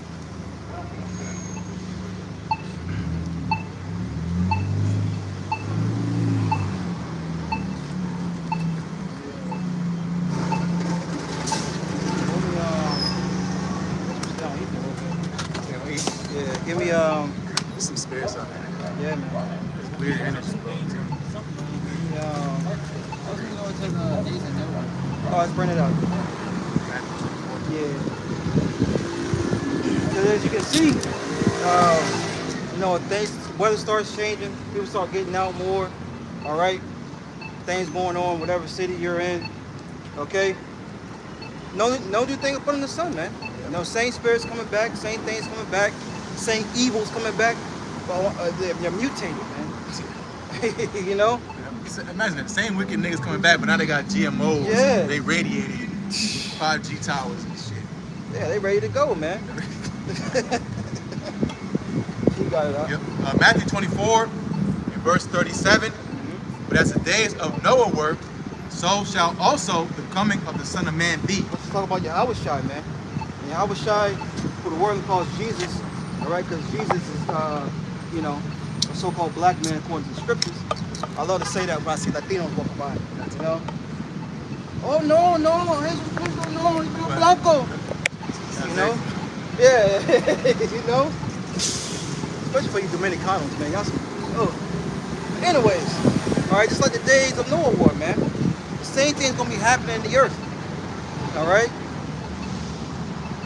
Matthew 24, verse 38. For as in the days that were before the flood, they were eating and drinking, marrying, and giving in marriage. And these things are happening now. All right? These same events went on over 2,000 years ago.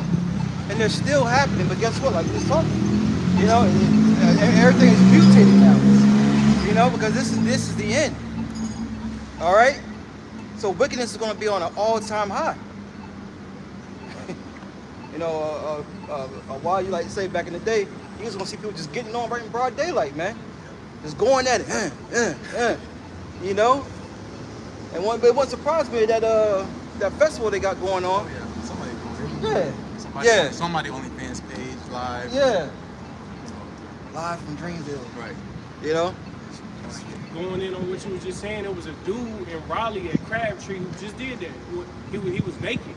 Oh, really? That bare naked on the elevator. Wow. Oh, well, it's on you. It's on you. Slack. Yeah. Have him put back first. Oh, it's good, yeah. Matthew 24 and verse 32. Now learn a parable of the fig tree. When its branch is yet tender and putteth forth leaves, you know that summer is nigh. Yes, I learned the parable of the fig tree, right? So a fig tree, when his branches are tender, right, it shows, it's a sign to know that summer is nigh, right? And as you see, the prophets of Yahweh Shema Shai rising up in the earth, camp, a great millstone, right? And those teaching the doctrine of Yahweh Shema Shai rising up and speaking, the names of Yahweh Shema Shai, speaking the end of this great, wicked and sinful kingdom of Babylon the Great, the end of it, right? Prophesying against this place, because that's the duty of the prophets here in this last days. It's not to go jet set across to Kenya and pass out flyers. No, it's to prophesy and to speak the words of truth, right? That's what we've been commanded to do. Quick precept. This is St. Matthew chapter 16, verse 1. And the Pharisees also with the Sadducees came and tempting, desiring him that he would shew them a sign from heaven. And he answered and said to them, when it is evening, you will say it is fair weather, for the sky is red. And in the morning it will be foul weather today, for the sky is red and lowering. Yeah, you can. It's a forecast. When you look outside, you can judge. You gotta have a discernment. Whether or not how you should prepare yourself for the day. Well, the day of the Lord is at hand. You should be questioning how you should be preparing yourself, right? So many things going down to the world. I'm surprised to see so many people out on the highways and edges today, even though it is a festival. Because a lot of people's 401ks, just got annihilated, right? But to be honest, a lot of these people probably don't even have a 401k. A lot of these people probably aren't even invested, into a retirement plan, because they have that YOLO lifestyle, right? Live free, die young, right? A lot of people are in high intense credit card debt. Credit card debt is at an all-time high here in America. I believe it's like $1 or $2 trillion, right? So it's showing you that these people are living for today and not for tomorrow, right? And we as the visionaries, right, the prophets of Yahweh Shema Shai, the prudent men, we can foresee the evil, and we're preparing ourselves today, right? You got it, brother. Reading on, St. Matthew 16 and 3, it says, for the sky is red and lowering, O ye hypocrites, ye can discern the face of the sky, but can you not discern the sign of the times? So you can discern, right? You have discernment to say, it looks like it's gonna rain now, so let me get a raincoat, let me get my umbrella, Right. let me prepare for the hot and dreadful day, and I have to make this journey. Well, can you not see that evils are all around us, right? Here it is, everyone is praising DJ Trump for attacking the global regime, Yep. right? And that he's doing all these things for America. Yep. Well, it's going to be shown in the end that he was always working, for the elites, right? He's nothing but a puppet, right, in society, selected to rule this so-called great freedom country, America. Finishing out, Matthew 16 and 4, a wicked and adulterous generation seeketh after a sign, and there should no sign be given unto it, but the sign of the prophet Jonas, and he left and departed. Yeah, and brothers brought that out. It's going. That's also going into how Yahweh Shai, he rose on the third day. That was a sign. That is a sign that the Heavenly Father is dealing with us once again. That we have access back, via the Holy Spirit, to the good graces of Yahweh Shema Shai, right? Via the blood of the Lamb, right? So we have access back to the Lord, right? And that's the sign, and that's the standard that we're lifting up, Yahweh Shai, right? And that's the good news, that Yahweh Shai has come, right? And men preaching in that name, right? It says, whosoever will call on the name of the Lord will be saved, right? So the name is not Ahaya Yeshaya. It's not Jesus Christ. You know, well, if you say we don't have the name, well, you need to make that evidently clear. That's why we say that who the world ignorantly calls Jesus Christ, right? Or you need to say we don't have the name, but you know, you people call him Jesus. You know, who you know as Jesus is gonna come back. You know, that you need to make a clear distinction. Because when I hear Jesus, I think about the God of the Christians, Cesare Borgia. You know, Serapis Christus. Right? Yeah, that was it. Down. You got that Matthew 24? You start 33? Yeah, wherever you want to start. Matthew 24, verse 32. Now learn a parable of the fig tree. When his branch is yet tender and putteth forth leaves, you know that summer is nigh. Verse 33. Matthew 24 and 33. So likewise ye, when ye shall see all these things, know that it is near, even at the doors. Yeah, what is near? The return of our Lord Yahweh Shai, the day of the Lord, the days that he was prophesying about, the persecution, the uproars of the people, the pestilence in diverse places, right? The earthquakes in diverse places. These are things that when you see them, you understand, wow, it is near, even at the door. It has presented itself. And now, once you open that door, right, there's no going back. Once Esau Edom, you know, pushes this MOT to the beast system, you know, as the new way of life, as the global reset, right? Because we're right here, you know? Either we're right here at the end, or they're going to try to kick the can down the road. Because now with these mass layoffs, you have Jensen, and you got, when you watch these guys, you have the CEO of NVIDIA saying that, oh, there's a shortage in the labor force, but they're laying everybody off. And he said, we have robots, you know, we have robots that can fill in those positions. You know, why would you pay someone who a college degree, right, that's asking for $120,000, $80,000 a year, when you can hire my robot, you can lease my robot for $50K a year. Prime example, I was trying to set an oil change appointment. And you know, back in the day, you call and speak to a representative at the dealership or whatever you was getting your oil change, but now you just go to the website, how can I help you? Robot starts popping up. It's an AI automation. Yeah. Everything is automated now. And that happened back during 2020 when they were doing the mass layoffs with these community, you know, because they had to cut, they had to keep their margins up, you know, so they cut the customer service jobs, you know, and they went and automated everything. Why would we pay you when we could automate and maximize our profits, the American dream? You know, because the American dream was meant to build up America, meaning, you know, I have an idea with a job, and my job will bring something to the community, right? And that's where the middle class came from. But they're here to wipe out the middle class. You know, everyone is, you had Donald Trump on Truth Social. Everyone who's coming to our country to invest is about to get really rich. What about the people who are already in your country, right? You got it, bro? Yeah. You can keep reading out. You have something to bring out real quick? Oh, I was gonna keep reading Matthew 24. Yeah. Okay, after that. Okay, got it. Well, you can get it, because we're gonna read down Days of Noah, and we're gonna read all that. It's kind of Okay. Yeah. You got something to bring up? Now I just think about the fourth industrial revolution that's being talked about. Okay, kind of. Okay. Yeah, where are you going to get, bro? It's up to you. Yeah, you can grab it. Go ahead. Can we grab it real quick? Yeah, go ahead. It's Ezekiel 12 and 21.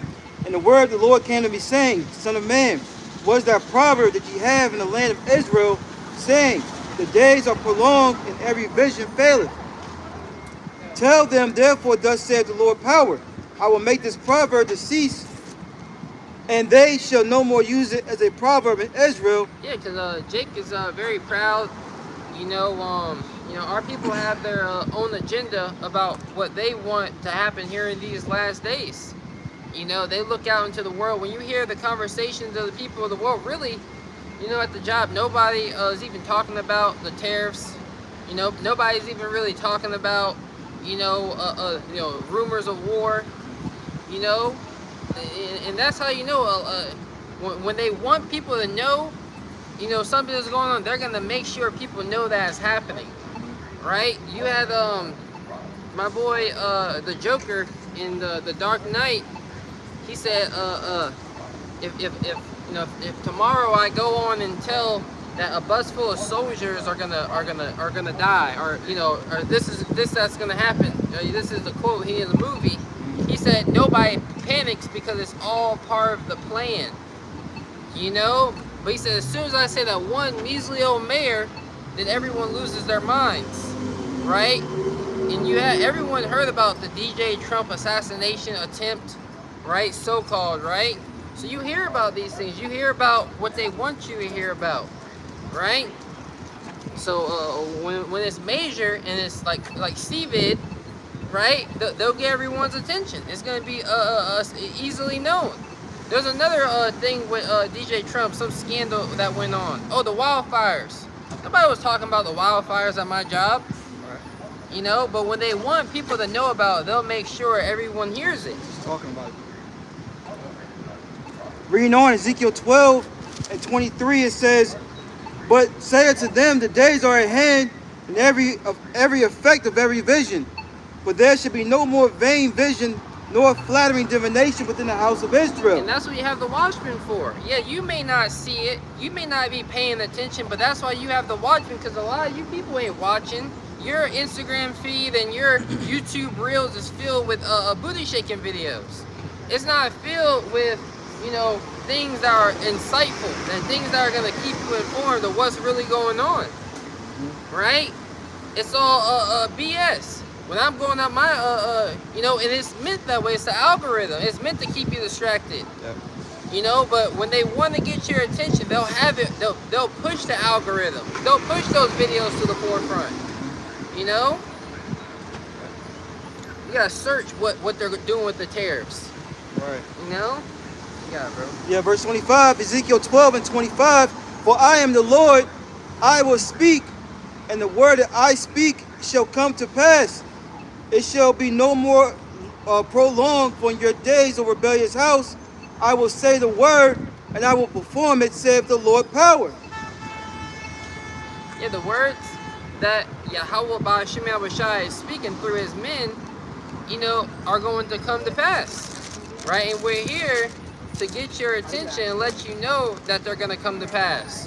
You may not realize, you may not have the attention span to really pay attention, right? Because so many things are be going on. What happened to them releasing what happened on with the Epstein Island list? You got the list, you know, but where is it at? You know, what happened to the 100-day agenda, that everything Trump said he was going to do? Well, is he doing it? You know, who really knows? You know, what happened to the list? Everybody was, make sure keep him accountable. You know? Bread and circus being put down their throats. You know? You got March Madness, Final Fours, festivals all over the damn place. You know? Some type of Ponzi scheme. Yeah. You know, Jake trying to get rich. Yeah. You think you have the Jake talking? You can do this, man. You can live off your interests. I was like, what are you talking about, dude? And it's just like you got a guy selling you things online, doing seminars. He the only one with money though. Yeah. Nigga, he's making money off of the money you send him. He's not making money off of what he's saying he's doing. Right. He's saying, yeah, man, you gotta call him. The court's you're slow. It's a whole scheme. Right. Bunch of scammers. Scam likely here in Babylon the Great. The beekeeper. Yeah. Right. People get swindled every day. Both of them. Oh yeah.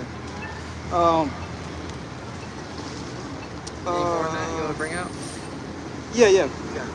Verse 26, Ezekiel 12 and 26. "Again, the word of the Lord came to me, saying, Son of man, behold, they of the house of Israel say, the vision that he seeth for many days to come, and he prophesied of times that are far off." Yeah, a lot of people are very optimistic about somehow, some way, America, you know, continuing on. You know, about, you know, what they want for America and their wealth, because now it's just recently, these last couple of years, after the whole Bitcoin and Bitcoin blowing up, cryptocurrency, now everybody's talking about generational wealth. You know, oh, the LLC, you know, a lot of people are talking about these things, you know, trying to forward their world here. You talk to your grandma, you know, she's over here telling you that, yeah, like, you know, yeah, the Lord is going to come back. He's going to come back angry, but he's not going to come back for a long time. You know, but now this is the time when he is going to come back. Yes, bro? Because that's just them wandering after the beast. Yeah, So the Lord teaches us about wisdom, discernment, you know, discipline, watchfulness. What does the world teach you? Pleasure. Pleasure, You know? yeah. And that's why everybody's so numb to what's happening, because they're stuck in God. I got something if you don't, my color. Can't bring it up, bro. There's Romans chapter 3, verse 3. For what if some did not believe? Shall their unbelief make the faith of Yahweh without effect? Yeah, because, you know, ultimately, you know, when you're reading the previous precept, really a lot of people don't need an opinion. Like, you know, you have a guy come up and record. The reason why he acts like that is because if you go on the internet, you have these truth auditors, amendment auditors, right? And they'll record, you know, people in public, you know, and they say, well, it's not against the law, so you can't do anything about it. You know, all in the hopes to get people, you know, for the cops to come and arrest them so they can sue, right? But that energy that he was showing, that was the energy he was fed. He was taught that. He didn't grow up in the society during his times. He didn't grow up invading people's space or doing things like that. No, that was something new he learned, you know, in these recent years. So people are easily programmed. You know, and they've been programmed not to believe in the truth, not to believe in a higher power. This was once a God-fearing country, so-called, right? That had morals. You know, you had the older generation laughing at the younger generation, how everybody's at the dinner table with phones in their hand, now they doing it. You know, so these people get consumed wandering after the beast, right? Their willpower, everything that they stand for, eventually fades away. That thin line gets it gets grayer and grayer until you're in darkness. Right. You got it, bro. Yep, finishing out. This is the book of Romans, chapter 3, verse 4. It says, God forbid, yea, let God be true, but every man a liar, as it is written. Let God be true, but every man a liar. You know, let Yahweh by Hashem Yahushai be true. You know, and you got Christian bug out Jakes. You know, at the end of the day, it's gonna be, we're gonna see. You know, yes, master. That yes, master spirit. You know, we're gonna see. Stand on what you believe in. Right. You know, if your God is right, why do you have to prove to me that your God is right? You know, Right. why are you doing response videos on the Hebrew Israelites? You know, let the filthy be filthy still. Right. You know, we've been given a duty and right to mark them that cause division and offenses contrary to the doctrine. And now you guys are biting. You know, that's why the scripture say, cast not thy pearls before swine, at least they rend you. You know, that's why we don't be going back and forth all day with you Christians, right? We do a video, you know, attacking the, you know, your doctrine. Call the cops on you. You know, but that's it. We ain't staying on one group forever. Right. There's so many different things, so many things happening on. Brothers talking about what's going on with Sakari and Vocab Malone. So many videos, so many people get, you know. I can't even keep up. I'm still on IUIC Kenya, getting ran up the street, not agreeing with their adversaries quickly. You know. But they keep the law. But they keep the law. And Nate, Bishop Nathaniel of the IUIC is looking very unhealthy nowadays.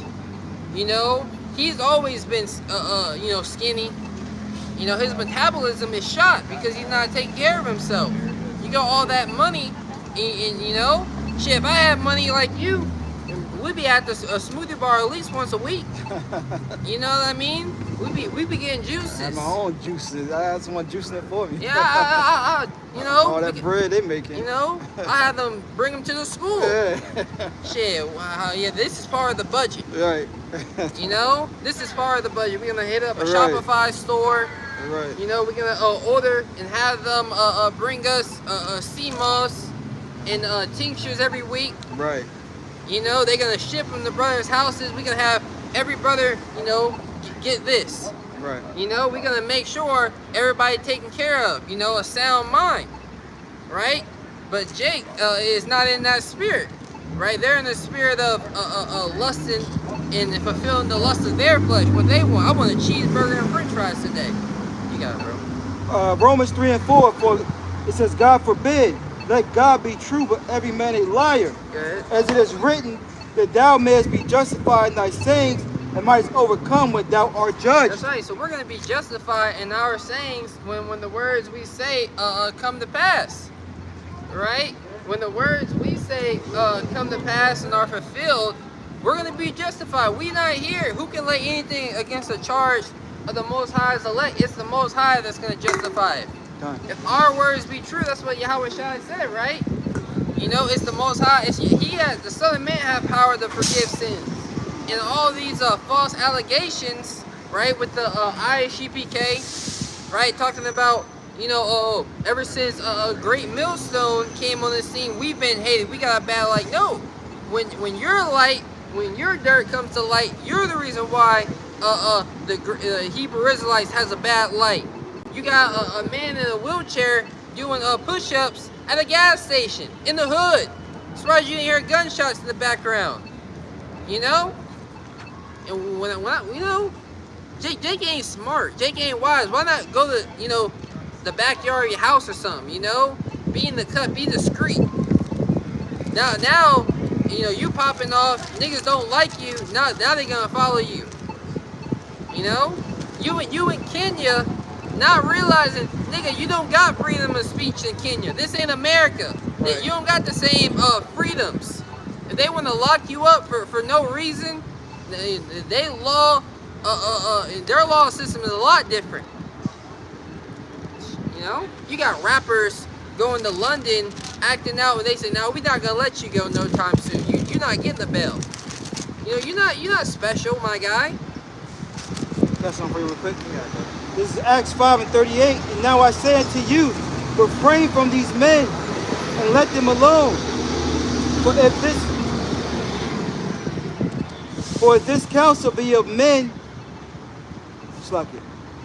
let them alone. For if this counsel or work be of men, it will come to naught. Yeah, because they were pressing on the disciples. You know, the disciples were always pressed upon, and you can see there's a clear difference of when we call out your wickedness, you know, versus when y'all try to call out our wickedness. You niggas are just making allegations, you know, no true evidence of anything. Right. You know, here it is, Alizé, you know, came out and said he likes to be dominated by his woman, and everyone came to his defense. You know, damage control going to IUIC weapons, with all these women coming out and saying that, singing, when you had a man in your congregation sending, you know, what's the correct word? Penis pictures. Oh yeah. You know, to the next man going to the bathroom. Yeah. Y'all need to keep that shit in house. Right. Excuse my French. You know, keep that kind of stuff in house. Y'all making Israel look bad. You know, all your dirt. You know, yeah, you some bug outs here and there. New Testament. You know, Tweedledee and Tweedledum out there in Mississippi. You know. Bert and Ernie. I'm so thirsty. That was the funniest clip ever, bro. If I saw Gabar, he got a sense of humor. He said, I'm so thirsty. You got anything out you want to bring out? Or you want to do like that Matthew? Yeah, we got that Matthew.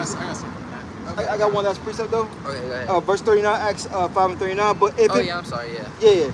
But if it be of Yahweh, you cannot overthrow it, least happy you be found to fight against Yahweh. Yeah, because scripture say it's better that you take a millstone than try to offend one of the little ones, right? Teaching them a false doctrine, right? This is a brazen wall. Can you get that in Jeremiah, the 1st chapter? I've made thee a defense city and a brazen wall.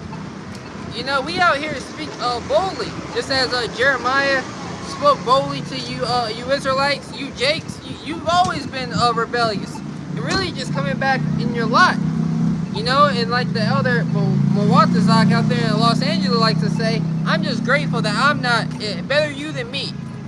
You know, when I wake up and, you know, the water Yahweh Shemal Shai, you're still able to say the name. Right. You know, because spirits trying to hop on you, Yahweh Shemal, you trying to say it in your head, trying to throw you off. You know, you get lost in your thoughts, in your prayer.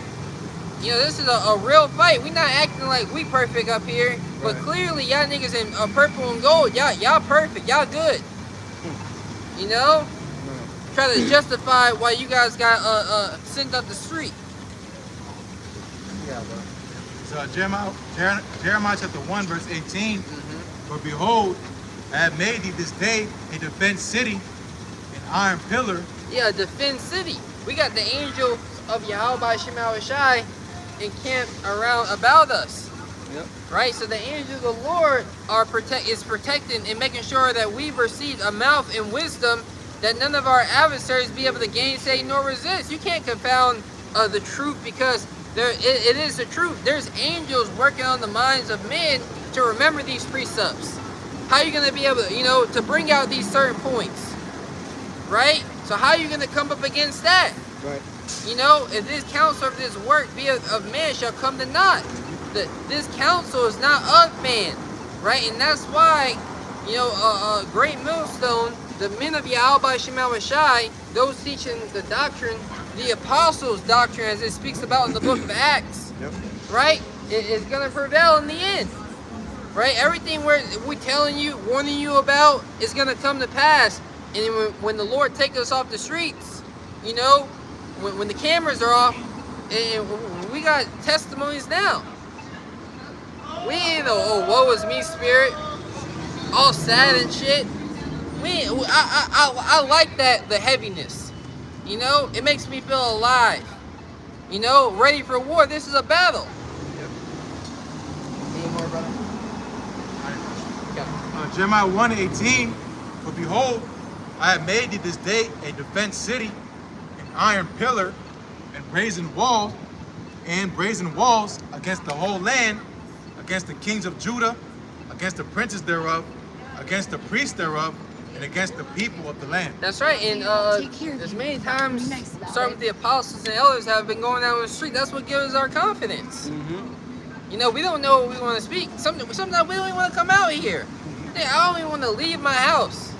I don't even want to go to work. I just want, like Jeremiah, he just wanted to go off in the wilderness somewhere and just trip out. Like, you know, we don't want to see you people. Ass out, cheeks out. You know, people impatient. People don't have any proper solutions. Not problem solvers. That's why I don't even be going to every grocery store. You know, you go to a Harris Teeter's, you know, versus a Whole Foods. The workers are gonna be totally different. You know, Down syndrome, right? Which, you know, it is what it is, but they're literally slow. You know, all through. Babylon the Great is a society full of degenerates, right? We gotta get out of here. At least we be consumed with them. Consuming degenerates. Yeah. You know? So that's what I told you in the Apocrypha, in the book of Sirach. It tells you, you know, that this righteous man was taken away, at least the evil shall overcome him. You know, we gotta get out of here ASAP. Brother's memory's not as sharp. You know? The food you're eating is against you. You know, here in this society, you got athletes and workers that will work, athletes that will train. You know, here it is, Muhammad Ali, this nigga say he's 30 years old, his legs are through. Because he's training them. You know, you think you train your body, you know, you'll get stronger and stronger, but no, it's breaking down and breaking down and breaking down and never having time to really to build up again, because the food doesn't have the proper nutrients to make you strong. You know, one out of every 10,000 jakes you see in shape, looking strong, you know, you be like, all right, but that's not the norm. Everyone is weak, sickly, you know, on some type of medication, right? And the Lord has set us up as a defense city to lift up the standard and say, this is the way, walk ye in it. Yeah, brother. That was it. Yeah, back to Matthews. You have more, bring up further back to Matthews. So Matthew 24 and verse 34, it says, verily I say unto you, this generation shall not pass till all these things be fulfilled. Yeah, this generation, you know, when you start to see the men of the Lord rise up and stand upon their feet, that's the evident sign that this is it. You know, the Most High ain't gonna have us out here, you know, for 150 years, you know, 120 years. No, this is the time. The time is short. You know, any day now, you know, all this meant the MOT to the B system is already here. When you had the CVID, one thing you saw when you go to these, when you go to a restaurant, or like, you know, not so much as a dine-in restaurant, but even with those, they have the QR code where you scan the receipt, you scan it for the menu. Yep. You know, you have the square. Yeah, they have everywhere. Yeah, I know. You have the square payout where, you know, you tap to pay. Yeah. You had that's what they pushed. They were pushing tap to pay payment systems. POS, tap to pay, POS, point of sale. Right, and I remember back in the day, before that, it was they had the payment thing right there on the table. Remember that? Like you went like a Chili's or somewhere back in the day. They had the menu. Yeah. They had the menu. They had to scan it and shit. No, I don't know what you're talking about. But you could pay there too. Pay there too. Yeah, like a little. Oh yeah, now. Buffalo Wild Wings. Yeah. Okay, come on. Yeah. Well, now when they bring the receipt, there's a QR code on the receipt that you can scan and you can pay online. You can pay through the link. Right. You know, now if you go to a restaurant, you don't gotta bring your card with you. And I believe it was I think it was in New York. You know, the metric system had changed. Now they don't have the physical cards anymore. The passes, they changed the way you pay for the public Metro card. The Metro card. They don't have the Metro card no more. You know, and they went from coins to the Metro card. You know, so it's not so much as a currency change. There doesn't have to be, you know, the BRICS coming in with their new currency. No, it's the way it's a payment system. That's the MOT to the B. And all they have to do is regulate it. And you know, you have stable coins, which is another fancy word for CBDC, central bank digital currencies, right?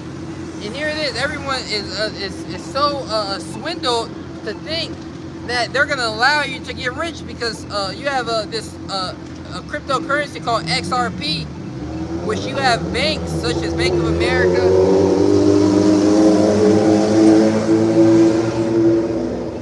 You have banks such as Bank of America and all these other you know, major banks using them, you know, using their blockchain to send payments, but you don't see the price of XRP going up because it's on a private ledger, right? So they swindled you to think that you're gonna get rich, right? So at any time they could crash, you know, and they could liquidate, you know, the money that you've been throwing in there, right, and take your money. Just like that's what you see going on in the market now. They're liquidating everything.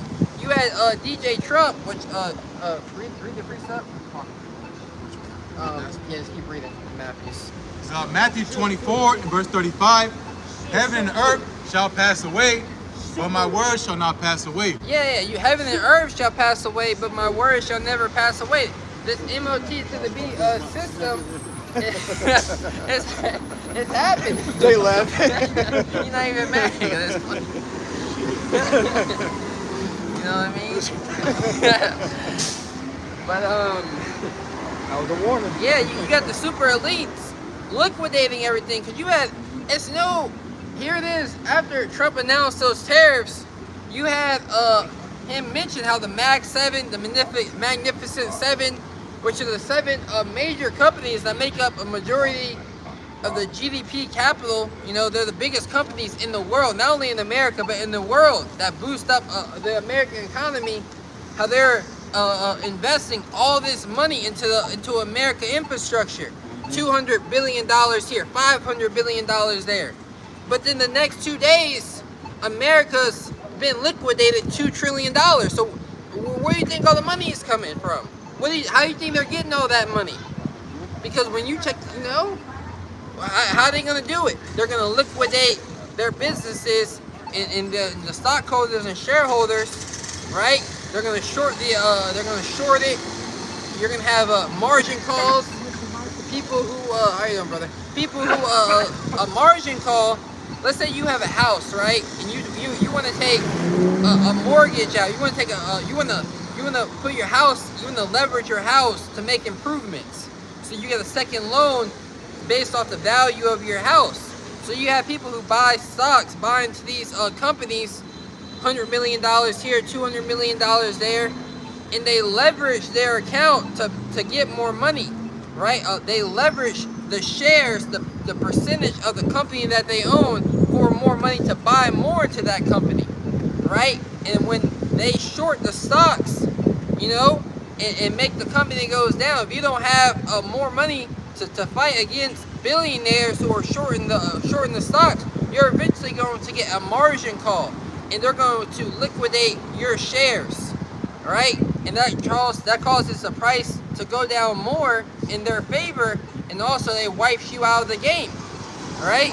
It's a big fish, consuming you who thinks you are a big fish, right? And that's how people lose their wealth here in society, right? And this is all part of wiping out the middle class, right? And taking away any power that people have, so they don't have any resistance to bring in the NWO. You got more, bro? You got something here. Matthew 24, verse 36. It says, "But of that day and hour knoweth no man, no, not the angels of heaven, but my Father only." Yeah, it says, no one knows the day or hour, and that's why we sound like a broken record coming out here every week. Y'all been talking about that. Y'all been speaking on that, right? Y'all been saying this was gonna happen, that was gonna happen. It sounds like a broken record, but we don't know the day and hour. But we see the signs, and we're blowing the trumpet, giving you warning, right? It's better we tell you things are gonna come, rather than us not being out here. Because IUIC is out here today. Did y'all see ICPK? We haven't seen those guys in months. Well, weeks. I haven't seen them in a while. But IUIC, everybody that they getting the flyers to, they not gonna be out here. Any more than that? 11 to 6. So Matthew 24, verse 37. "But as the days of Noah were, so shall also the coming of the Son of Man be." Yeah, Verse 38, "Whereas in the days that were before the flood, they were eating and drinking, marrying and giving in marriage, until the day that Noah entered into the ark." That's right, until the day that Noah stopped preaching. Right. Until his mission was over. Until his job was done. Right? And there's going to come a time, because Jacob's trouble is going to happen. You might stumble upon members of the elect that are sincere, that need words of encouragement, right? Brothers have visions of different things like that. Brothers still teaching, in households, kind of indiscreetly. Yep. But and eventually, all hell is going to break loose, and the will of the Lord is going to be done. Leading up to the Third World War III, right? And thermonuclear destruction. It rains. Imagine how quick those clouds came. sky got all dark. You just gotta, put yourself there. It could have been a bright day like this. The Lord just have rain fall out. But imagine, he had the clouds come, get all dark and shit. Excuse my French. They get all dark. What the hell is going on? What happened to the sun? The Lord's gonna have a dark and gloomy day. It ain't gonna be all. I highly doubt it'd be all sunny out during Jacob's trouble.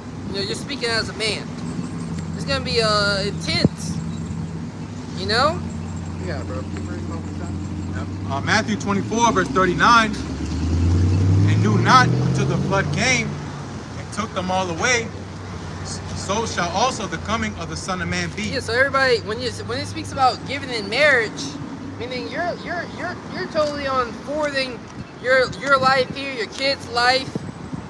You're here about forwarding the present evil world, right? And you didn't know. And when it says knew not, meaning you didn't come to the understanding that the words that Noah was speaking was faithful and true until you seen the evidence of those things, until they were evidently clear, until they were right before your face, right? And that's why the Lord speaks about those who were given the gift of faith, right? Those, the little ones who rejoice to see the day of the Lord, yet who have not seen Yahushua with bodily eyes. Yahushua, we never seen the Lord.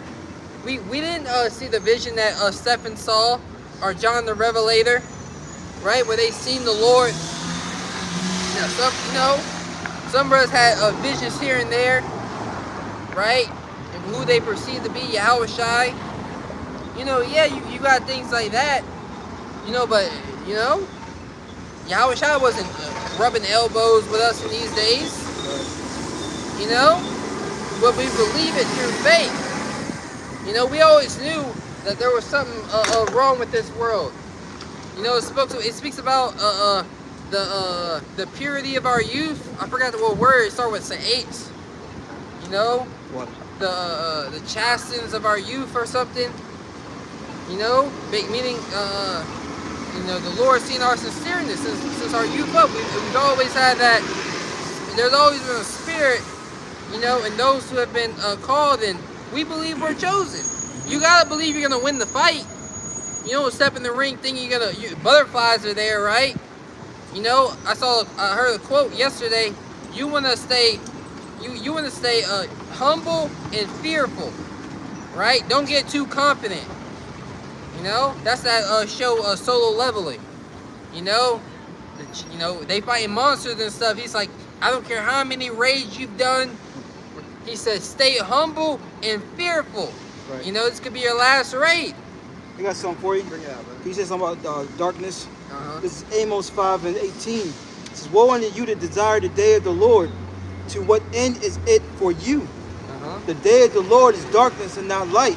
Yeah, the day of our Lord, Yahweh Shemel is a day of darkness. So eventually, all roads lead to the MOT, so there be all roads lead to a dark and gloomy day.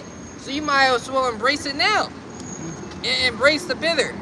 I'm gonna eat romaine lettuce today. You got guys, they don't even really promote, teaching anymore. I'm gonna delete this video and it's very soon. Click on the live stream now. Clickbait. What ain't nothing wrong with having enticing titles if you're speaking the truth. It's all about your intentions. Yahweh Shemel is judging the hearts and the intents of men. Yeah. Why do you do things? That's what discernment gives you. Why did you do that? Yeah. When evil is present, good is present also, right? And you're not always gonna choose that which is right, but you make your mistake, you repent, you're sorry, right? And then when you make a wrong decision, damn, my intentions were to do that. Right. But when you over here clickbaiting, right, over here pushing music to the forefront as if, join my Patreon. Yeah, bro. Yeah, I don't want to hear you, man. I ain't got to hear nothing you guys say about rapping and tapping, man. I don't want to hear that shit. The Lord don't want to hear it, man. Yeah, I gotta check the description box of this live stream because StreamYard is over here trying to put referral links, to StreamYard in our description box. You know, so if you see it, don't click on it. You got it, bro. This place gotta fucking go, yo. Oh yeah. Amos 5:19. As if a man did flee from a lion and a bear met him, or he went into the house and leaned his hand on the wall and a serpent bit him. That's right. So you're gonna go from one dire situation to a next. You know, I was watching a video. A bear came into someone's yard. You know, because we live in the woods sometimes. You know, and some places you gotta know I shouldn't live here. I shouldn't be here. Yeah. You know, you got bears running around. Niggas ran inside the house. It's a dire situation. You know, a lion roll up on you. Niggas can't escape a lion. Right. You know, you can't run away from a lion. What you gonna do? You know, so these events, it's different scenarios that are gonna be events that are gonna happen. You can't run away from them. They're gonna be unplanned. They're gonna sneak upon you unawares. Especially if you're not watching. Right. Yeah, bro. Verse 20, Amos 5:20. Out of here. Says, shall not the day of the Lord be darkness and not light, even very dark and no brightness in it? That's right. Shall not the day of Yahweh Bahashim Yahushai be darkness and not light? So it's going to be a dark and gloomy day out here. You're not going to have any optimistic. You know, people are more pessimistic than ever. You know, people who are losing their money in the market, right? They have this index that votes on people's pessimistic, their fearfulness. And it's at an all-time high. This shit, it's Great Depression high. You know, 2008 housing market crash high. Man, I remember that shit. You know, people are in great fear of the future. You know? Terrible. Gas before I remember gas before the housing market was $1, $1.30, $1.90 was outrageous. You know? Then they eventually made $2 the norm, and people were still okay. Then you had the Carolina. You remember the gas got hacked, the hackers, the pipelines that got hacked, and out of nowhere, gas went up to $3, and it never went back. Yeah. Gas went up to $3. After that, they settled it with the hackers. We good now, but it never went back down. Yeah. Gas is high because of the hackers, but then now that the problem is solved, why hasn't prices went back down? It's all a psyop. You know, with these tariffs, nigga, they just want to raise the prices. And yeah, there are some regimes and power struggles behind the scenes, but at the end of the day, the working class is gonna pay because it's their duty to uphold the society. It's what you voted for. It's what you signed your allegiance to. Why are you complaining about it? Yep. It's what you want. You want America to continue. Any more than that? That was it. Yeah. So Zephaniah chapter 1. Zephaniah 1 and verse 12. And it shall come to pass at that time that I will search Jerusalem with candles and punish the men that are settled on their leaves. Right, and you see, you know, a light is being shined. That's why we keep getting on you guys. That's the spirit of Yahweh Shema Shai searching you guys out. The IUIC Kenya, you know, the brothers going into it. Their YouTube channel was created like 4 years ago. One video showing you guys ain't sincere. Right. You know? And you guys are, the scriptures speak about you guys. You travel land and sea to make one proselyte, you know, a second child of hell worse than yourself. And a lot of people don't, your opinion does not matter, sir. Many are deceived by their own vain opinion. A lot of men, in scriptures, they have the certain whose mouths must be stopped. These men are on their leaves, they're comfortable here. They think that what they're doing is more important than the doctrine. Like, you got a brother, you know, that might, you know, I'm working overtime this week so I can send more money to the apostles. Or I'm trying to afford, I'm trying to do research on herbs and stuff so I can make medicine for the camp. No, you need to do your lessons. You know, do you do your lessons? Right. You know? Because, you know, you be studying things. You know, I'm gonna do my lesson first, and then I'm gonna look into that. Right. You go through, damn, you be like, you check your shit. Did I do my lesson? Oh, I did it already. I'm good. Right. And you other camps, you guys are not pushing the doctrine of Yahweh Shema Shai to the forefront. You're not about the Father's business. I was just thinking that. You're about your side hustle. You know? You guys are about a side hustle here in America. You're not about the Father's business. Yeah, I ain't either. That's good. Zephaniah 1 and 12, and it shall come to pass at that time that I will search Jerusalem with candles and punish the men that are settled on their lees, that say in their heart, the Lord Yahweh, Bashem Yahushua, will not do good, neither will he do evil. Yeah, IUIC getting tear gas, that was a punishment. Pegasus, all that shame coming to the forefront, that was a punishment. Because now you look like a cut. You know, you look like a clown. You know, your shame, that's what the scripture said, house to hide your shame. But he was doing it inside the house, right? But now that house has been broken down and uncovered. Now everybody's seeing your shame.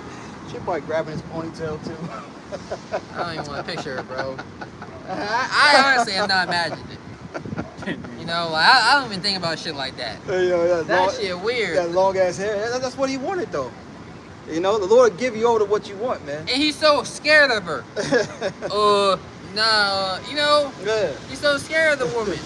I'm talking about, shut the hell up. You know, your woman tell you, well, babe, maybe you did like, I don't need you to tell me what I should have did. Right. I know what I should have did. I know I messed up already. You need to be quiet. Right. You need to help me solve this problem. Instead, shutting the hell up. Yeah, shut the hell up. You know? Let me think for Let me think.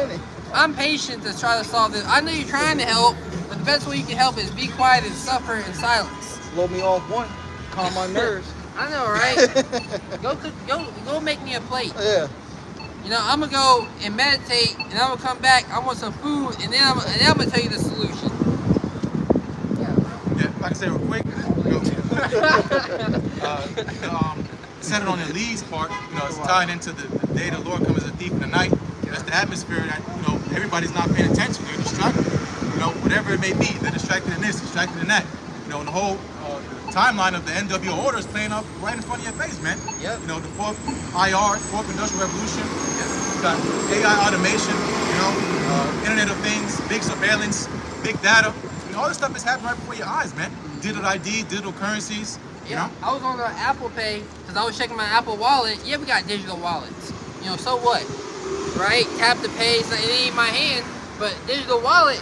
You actually, they have it in Apple where you can go and you can select the state. It has a digital ID. I can have my, if I lived in Hawaii, that was one state. They had several more. I can upload my ID, you know, to my phone and have it on, have my wallet. You know, I saw a device, you know, a technology where this dude, he had put a wrapping on his head, and he was able to be connected with Google, you know, and it would speak to him through vibrations. You know, he said, hey, tell me what the population, what the largest city in America is and what the population is. And he was like, okay. And he thought it, and you could see on the screen how his thoughts were being heard. You know, and honestly, he looked like he was in pain when he was going through the whole procedure, but that shows you the advancement of this technology. Everything is increasing. You have Elon with his new Grok, you know, the new God in Memphis, and generators, because that's why they have to build up the infrastructure, because they're over there in Memphis using generators to power their system. That's why the price of electricity is going up. That's why they need to raise the price of everything to pay for everything. You know, they gotta pay for this expensive ass infrastructure they're trying to build. Yeah, jobs may come back. These plants are huge. Yeah, little boom here. That's the stimulus in the economy to keep things going, But eventually, it's gonna lead to you taking a micro C-hip. And a lot of you guys who are set upon their leads are not paying attention to the truth of what's really going on. Exactly. That's why people say a gift to shore up the heart. You know, Yep. your discernment. You should be able to discern that, yo, this is this devil's end of your agenda literally playing out, man. You know, while you buy and sell, while you tapping and paying, yeah, baby, shit, Snapchatting, however many $1,000, you know. And it's exactly talking about Donald Trump having, you know, talking about his ride. This is the environment the Lord wants because no one's Yeah. paying attention, man. And it's beautiful, you know. It's a lot. Okay, yeah. Break it out, bro. It's Luke 17 and verse 28. Likewise, also as it was in the days of Lot, they did eat, they drank, they bought, they sold, they planted, they builded. People said they bought and sold, meaning it was business as usual, man. Yeah, yep. Normal day in the neighborhood, man. Yeah, lewdness, you know, not lewdness, but I can't remember that word is, so I don't want to say that, right? I can't remember what lewdness means. But it means like moral decay. But it's spelled L-E-W-D, right? Lewdness. The N-E-S-S at the end. Brother, get that definition? I said it. I didn't mean to say it. Yeah, scripture says lewdness is the mother of famine. We're going to get the definition of lewdness because I kind of misspoke. Vile, lustful. Yeah, vile, lustful. That's the spirit people are in, right? They're vile. They're lustful, right? Business as usual. You know, things are going to continue on. Filthy, vulgar, Pornographic. You know, pornographic. You know, which everything is when you go on Instagram, really, that's why a lot of these sites, they get oversaturated with women. You know, I believe there was a statistic came out, you know, it was a very high number of women, very high number of 1 in every 10. You know, it was like 3, 5 in every 10 women have an OF. Right? Lewdness is everywhere. You know, a lot of these younger generations, people aren't working, you know, and really, you know, that's great. Good for them, right? Let them defile themselves. Let them wax worse and worse. Because when that judgment comes, they're going to have a heavy bill to pay. Luke 17 and 29 was the same day that Lot went out of Sodom and rained fire and brimstone from heaven and destroyed them all. That's right. We, you know, look, when the angel came to Lot, you know, it said, leave this place. We wouldn't have the spiritual discernment. I pray to the Lord to guide my steps, to guide my decision making, because spirits will hop on you to do something. You're like, damn, why the fuck did I do that? You know, I didn't mean to do that. You know? You got it. Yep. Luke 17, I'll go down 32. Remember Lot's wife. Yeah, remember Lot's wife, and she's an example of a non-believer, right? Remember how she looked back, you know? When you have this anime called Spirit of the Wind, right? When she was leaving the society that was on lust and getting people trapped in the mindset of that society, forgetting who they were. You know, when they told her to leave, said, don't look back, you know, and just know at the end you're gonna get everything you lost, right? So that's the spirit we in, not looking back. Lot wife Lot had riches, you know, comfort, you know. Yeah, we got a little comforts and things, but really, comfort here in this society is really just a coping mechanism, because really you're depressed. Yeah. This is the land back off you. You gotta really think about it. Lot had bread, bro. His servants, it was Abram's servants. Yeah, Abram and He gave him Lot. a piece of, I think they split it. Yeah, but they were fighting over, you know, the land. Yeah, Abram's servants and Yeah. Lot's servants were fighting off of the cattle. Exactly. That's my cattle. Yeah. You know, we over here. But it just goes to show you that his Yeah, wife, substance. huh? Yeah, substance. He has substance, yeah. And that goes to show you as well what true wealth is. You know, it's not this cash money that people are fighting for. But the point is, his wife was clinging on to that. She's like, baby, you see everything we have? You want me to give this up? Yeah. Even like you see out today, right? You see a lot of, you know, and women will say, right? You see a lot of beautiful women with men that don't look like, you know, We just saw. Yeah, exactly. They don't take care of themselves. They're weak, soy boys. Yeah. You know they don't have the testosterone to run the house. Right. What do you think, babe? She's making all the decisions, you know, but she might be the breadwinner, or he might be the breadwinner. He might have all the money. You have an easy tech job, but when times get hard, he ain't gonna have any solutions. Right. You know? So yeah, the Lord has certain brothers without, you know, and either your woman is gonna be with you, you know, and stick through the hard times, because if she's a friend, she gotta be proved as well. And that's a good thing if you don't have a lot with your woman, right? Because imagine if you did. These guys got all this bread in these other camps, you know, when shit hit the fan, because it's going to hit the fan, right? They're going to have to really choose a side, you know? And like somebody I know, shit, hey, I ain't got shit anyway, you know? Yeah, you had this couple that came out this car. Woman got out, paid for parking, you know, looking like a harlot. She ready to go fall into the street. This man on the phone, you look like he doing some type of business. I'm just here to. It's like you walking the dog. You know, I'm gonna let my dog out a little bit. Let him get some air. You know, women are children. Yep. You know, and you can't. Elder Ariella did a lesson. Don't lose your manhood. You know, right before we came to camp, saw the title. Don't lose your manhood. Be a man.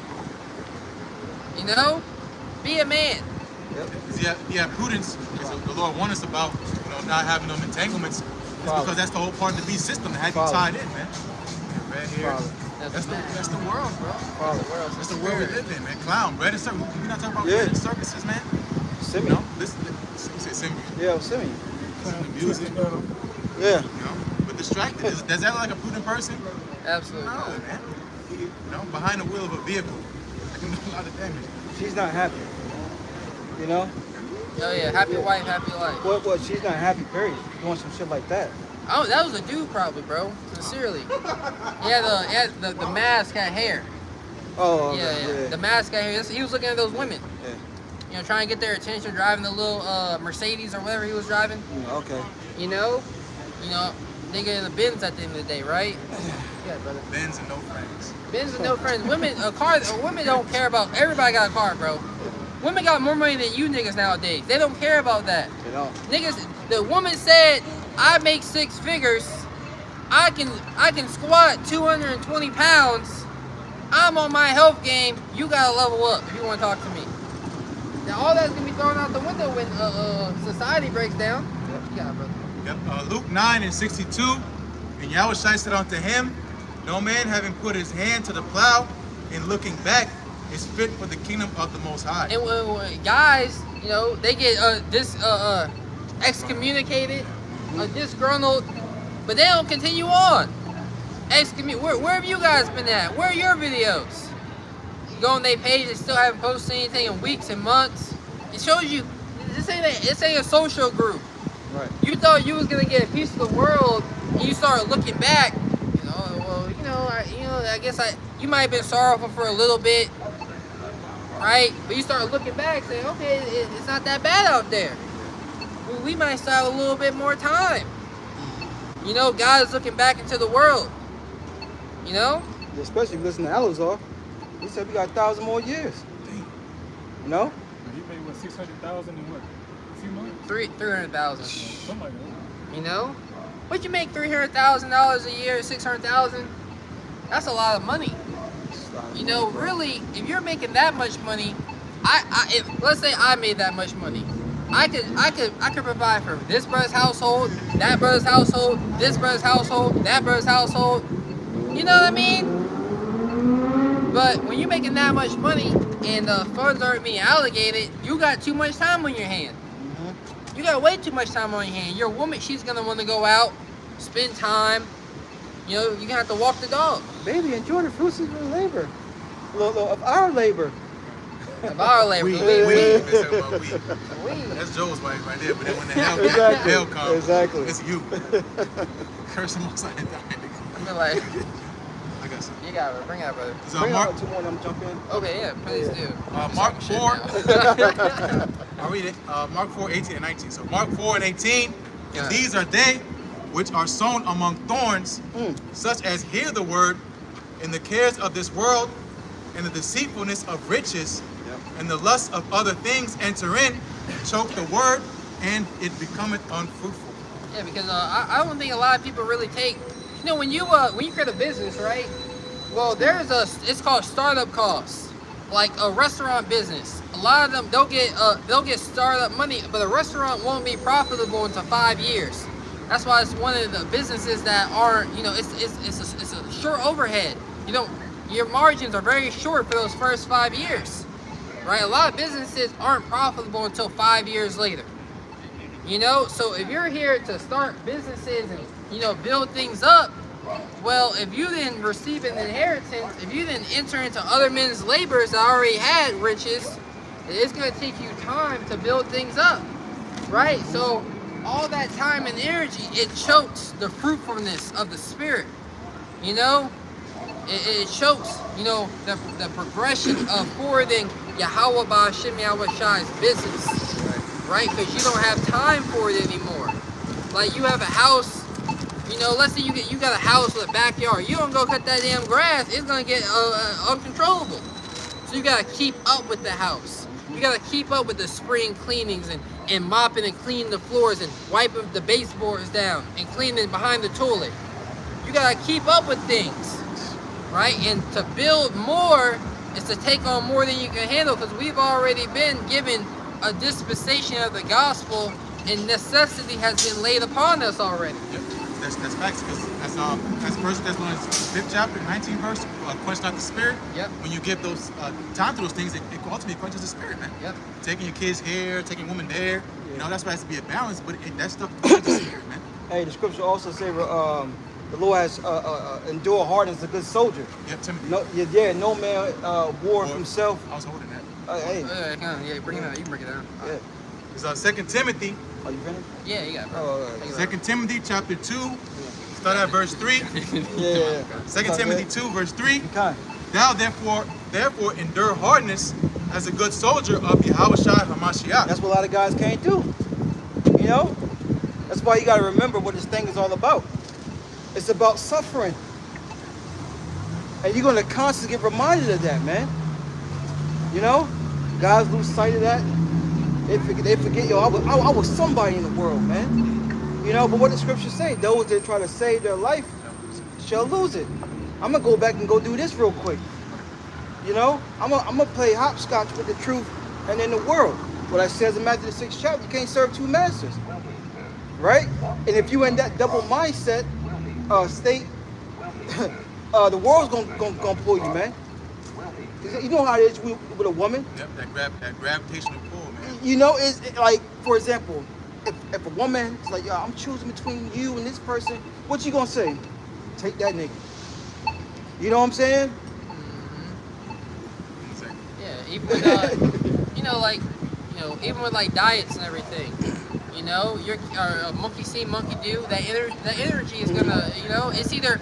So when you deal with spirits collide. Either can two walk together, at least they agree. Ass is out, cheeks is out, wind blowing. You know, but spirits collide. So either your spirit's gonna conquer her, or she's gonna conquer you, because that was a curse in Genesis that was put upon her. Yep. You know, thy desire should be that of thy husband. 3:16. You know, he shall rule over you. Right? So the curse was she was gonna try to conquer her husband. It's in her nature. Yep. That's why she can't be quiet. She tried to treat you like her son, like a little boy. Oh, babe, you did it this way, babe. Be quiet. You know. Yeah. Then you complain why your son grown up talking back to you. Yep. You know, treating you like shit. Bitch, you raised him. I just saw not for nothing. I just saw a guy ride by, and he was, you know, his hat to the back, but had his hand on his chest like a woman driving. You was raised by a female. Yep. Yeah. You know? And driving like that, you can't react to no shit. You gonna motherfucking crash, man. You grab two hands on that bitch. Driving like that. You know? You gonna crash. He was like, he got it all right. 2 Timothy 2 and verse 4, no man that warreth entangleth himself with the affairs of this life. Are we not in a spiritual war? Yes, we are, man. And now people don't even realize it. Even those that call themselves Israelites Exactly. are not taking heed to this right here, man. They're settled on their leaves, man. Because an entanglement is simply said, it's a knot, man. We need confusion. If something's tied up in a knot, that's confusion, man. It's like, what, you know, I forgot who made the analogy. I think one of the other apostles. But a knot is confusion. How the fuck do I get this out? Yeah. But the best thing you can do is cut it, man. That's right. Yeah. Or it takes a discernment to untie it. Figure it out. Yeah. Exactly. You know, it takes patience. Takes patience. And we're in the season of discernment, man. Right? What's that, Malachi 3? Yeah. And you also, when you go into entangle, you know how a spider weaves his I was web. thinking that too. Yeah. Yeah, the spider has a certain oil on his feet, on his hinds, on his legs, whatever you gonna call them, right? To walk on that, to walk on the web. Yeah. Most High back, man. You know, so the Most High, allows us to walk through the midst of all this chaos and not be taken by it. Yep. You think people want to, really a lot of people, they're exhausted. Their spiritual battery is drained. They're a slave to their lust. A lot of people don't, they try to get excited, but they're not having fun.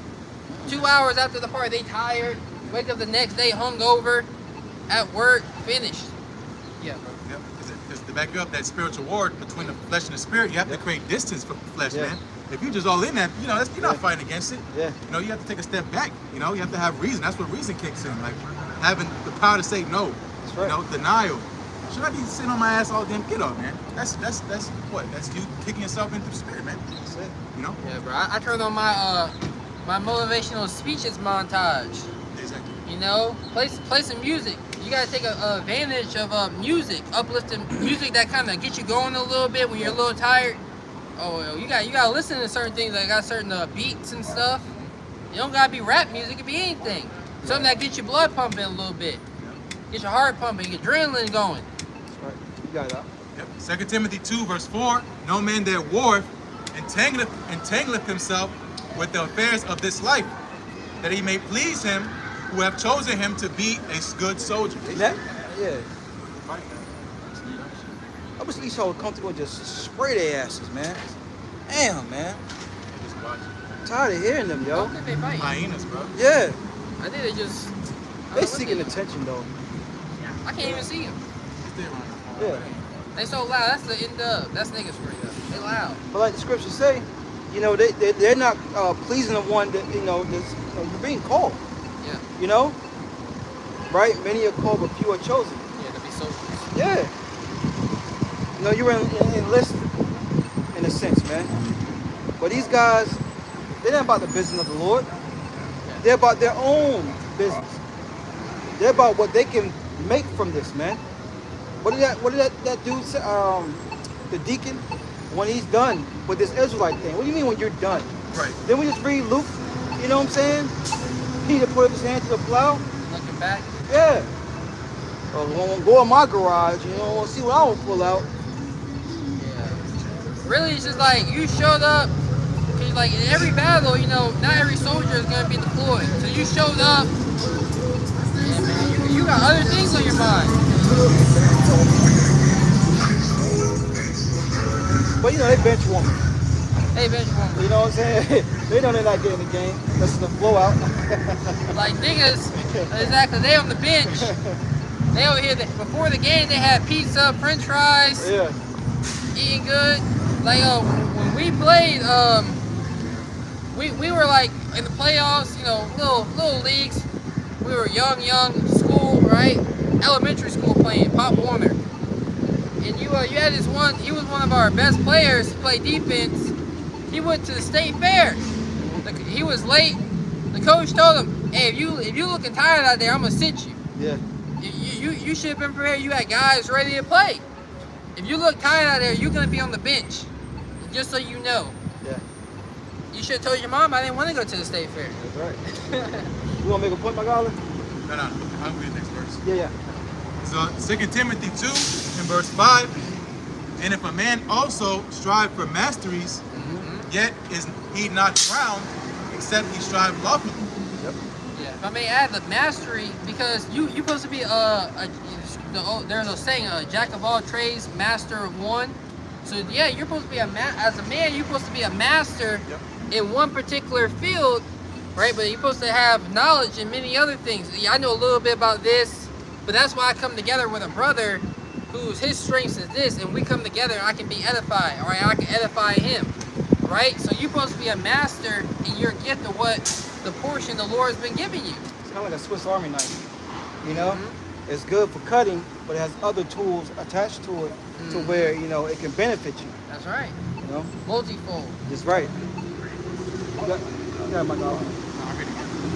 2 Timothy 2 verse 5. And if a man also strive for masteries, Yet is he not crowned, except he strive lawfully. Yeah, and you were saying before? No, I thought my God wanted to speak on it. Okay, yeah, strive lawfully, meaning, there's certain rules you gotta follow. It's, again, going to us, coming into the understanding who we are, there's certain mannerisms and things you don't do. That old man stuff, sticks at camp, still acting like a nigga rapping. That's not striving lawfully, man. Having t-shirts and setting your promo, all right, here my cash app, buy my new Genesis gear. I mean, bro, that's not striving lawfully, man. Again, it goes to discipline. This, mastery is like into athletics. You gotta constantly work on your craft, man. We got rules to follow by, man. Faith, fear, and Yahweh Shai, man. Yeah, you have Nicodemus. Yahweh Shai was saying, "Art not thou a master in Israel?" Yeah, I thought you was a master at what you, because whatever a man do, he's supposed to do with all his strength, right? A soldier is someone who is solitude, serious-minded, of the Heavenly Father's duty. I got one for you. Yeah. This is the 1 Thessalonians 1:4. It says, "Knowing, brethren, beloved, your election of the Most High, for our gospel came not unto you in word only, but also in power and in the Holy Spirit, and in much assurance, as ye know what manner of men we were among you for your sakes." This is the point. "And ye became followers of us and of the Lord, having received the word in much affliction and with joy of the Holy Spirit." Yep. That much affliction. When you read the letters of Apostle Paul, scripture said he was buffeted. It was my desire to come unto you, but I was hindered. Right. It's a fight. It's a battle. Opposition. Because this is a spiritual fight. That's why the Lord said you gotta be a soldier. Solitude. You gotta stand up, soldier. All right. The battle's not over yet. You gotta stand up for the Lord's duty. A soldier is someone who takes commands. And he follows those orders. He takes orders and follows them. He doesn't ask. Right. He does. You got it, brother. Yeah, start from the top, right? Yeah.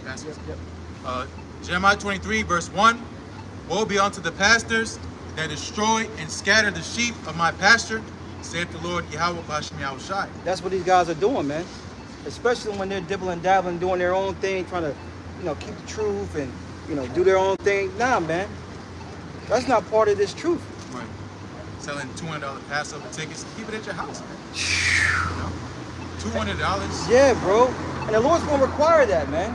And they were making that video, like you said, to get down on you if you ain't do it. So they trying to coerce you to buy them Passover tickets. $200. Yep. A whole bike of 3. Somebody bought the yeah. shop. 3 and 8 or 11, somewhere around there. Yeah. You got it, Michael. Yep. Jeremiah 23, verse 2. Therefore, thus saith the Lord Yahweh B'Hashem Yahweh Shai, power of Israel, against the pastors that feed my people. Ye have scattered my flock and driven them away, and have not visited them. Right. They haven't visited them with the truth. They're feeding them with spiritually GMO foods, man. All right? It's not beneficial. Tell them, hey, look, take the jab. All right? You can call Yahweh Shai, whatever you want. Yo play yogurt. Big man upstairs. All right? Completely going the hell off doing marriage counseling. But you're getting counseled.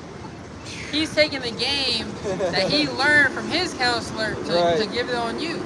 And you gotta be weary of counsels. Really, people in the world are fearful. People in the world are full of trauma. And that's why really you should only seek counsel from people who have experienced what you experienced. Scripture say that. If I'm a man, I'm not even gonna speak on that because I don't want to happen. But if something happens and you have life experience on it, then you can speak on your experience, and then you as a man are supposed to discern whether or not this accounts to us. What religion is it? We're the Hebrew Israelites. There's 5 different kinds? God's chosen people, the sons of Abraham, Isaac, and Jacob. But That was a Hamite. He was from Kenya. They're looking for Nate. What religion? I heard Nate is here. Is Nathaniel down here Nathaniel's still? here. Where is he? Where is this meeting? Reason why he asked for this. Where is this meeting? It's 5 of you. You know, it's trending in my society. You know, we don't get many views, but it's trending. You guys got beat up. Sorry, go ahead. Yeah, we're mocking you guys. You know, it's funny. You got it. Jeremiah 23, verse 2. Therefore, thus saith the Lord Yahweh, Bashem Yahushai, power of Israel, against the pastors that feed that flock. Yeah, that's close enough. Against the pastors that feed my flock, ye have scattered my flock and driven them away, and have not visited them. Behold, I will visit upon you the evil of your doing, said the Lord Yahweh Bashem Yahushai. Yeah. If I may add, because you know, when you visit someone, you actually care. You send a brother a text, give him a call. How's your week going? How are you doing? You know, you have people that hit you up out of the blue. You know, they might check on you, or they may never hear from you. You never hear from them. You might say about the family reunion. We just acquaintances at the end of the day. We're not really friends. You know, and we're supposed to care for the sheep.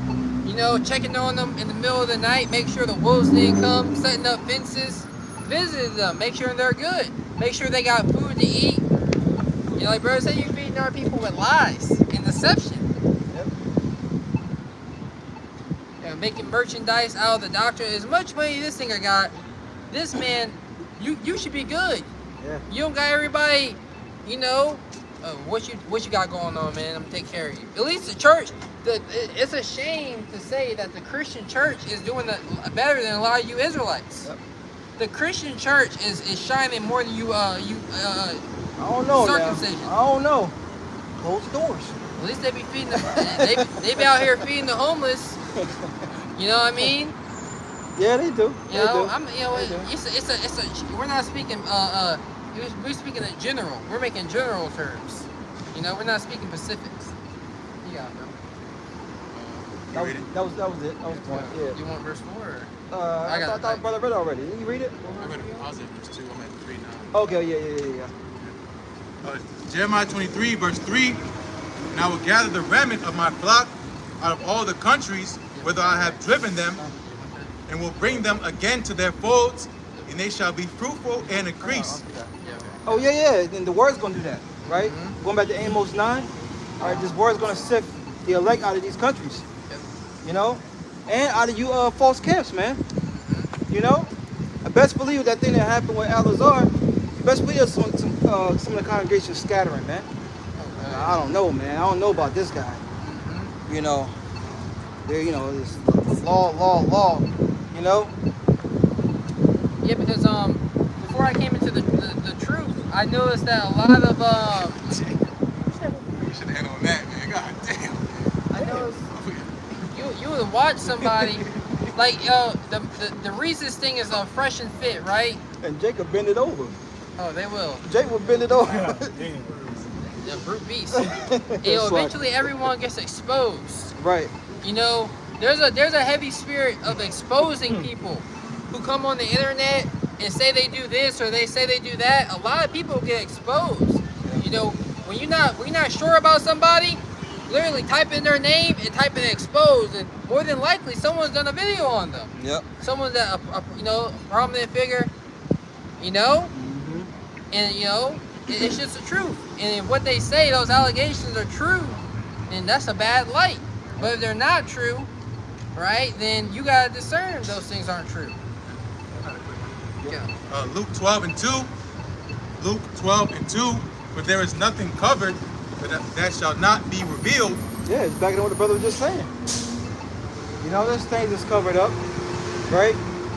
Scandals with guys. That's why it's very important, all right, to walk a simple life in this thing, man. Not wanting the glory. You know, living humble.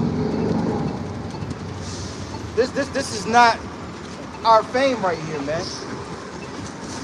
Yep. Luke 12 and 2. For there is nothing covered that shall not be revealed, neither hid that shall not be known. Yeah, that's why, once again, you want to walk honestly in this thing, man. Right? Because you don't want the Lord to expose you, man. You know? It'll get real embarrassing. look, it's gonna be some exposures, but God's gonna go off themselves, man. Well, IUIC, you know, has been getting exposed over years. That's why, like, we not Sakari, Alizé. We told you with the start with the apostles and elders on down. They've been telling you, doing videos. It's only a matter of time. Yep. You know, now Nate, because before the judgment and destruction of Esau, Edom comes, you camps gotta be brought down first. Ezekiel 9. Before the salvation of the Heavenly Father's people, a line gotta be drawn in the sand. Yep. You know, who is on the Lord's side? It's gotta be made evidently clear. Then it shall be known who are my chosen, and they shall be tried as gold in the fire.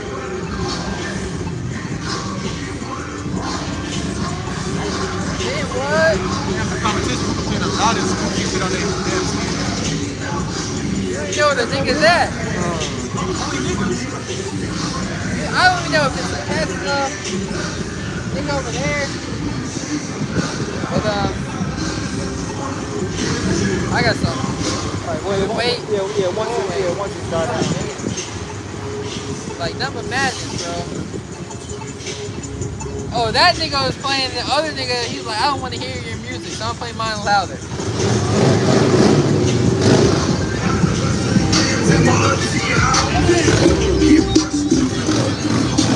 Hey, if he falls off the bike, he ain't getting back up.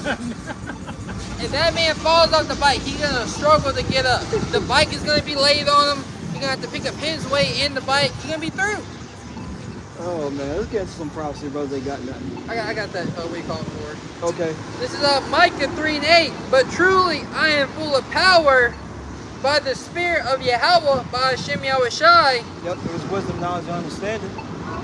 and of judgment, and of might, to declare unto Jacob his transgression, and to Israel his sin. Week in and week out, man.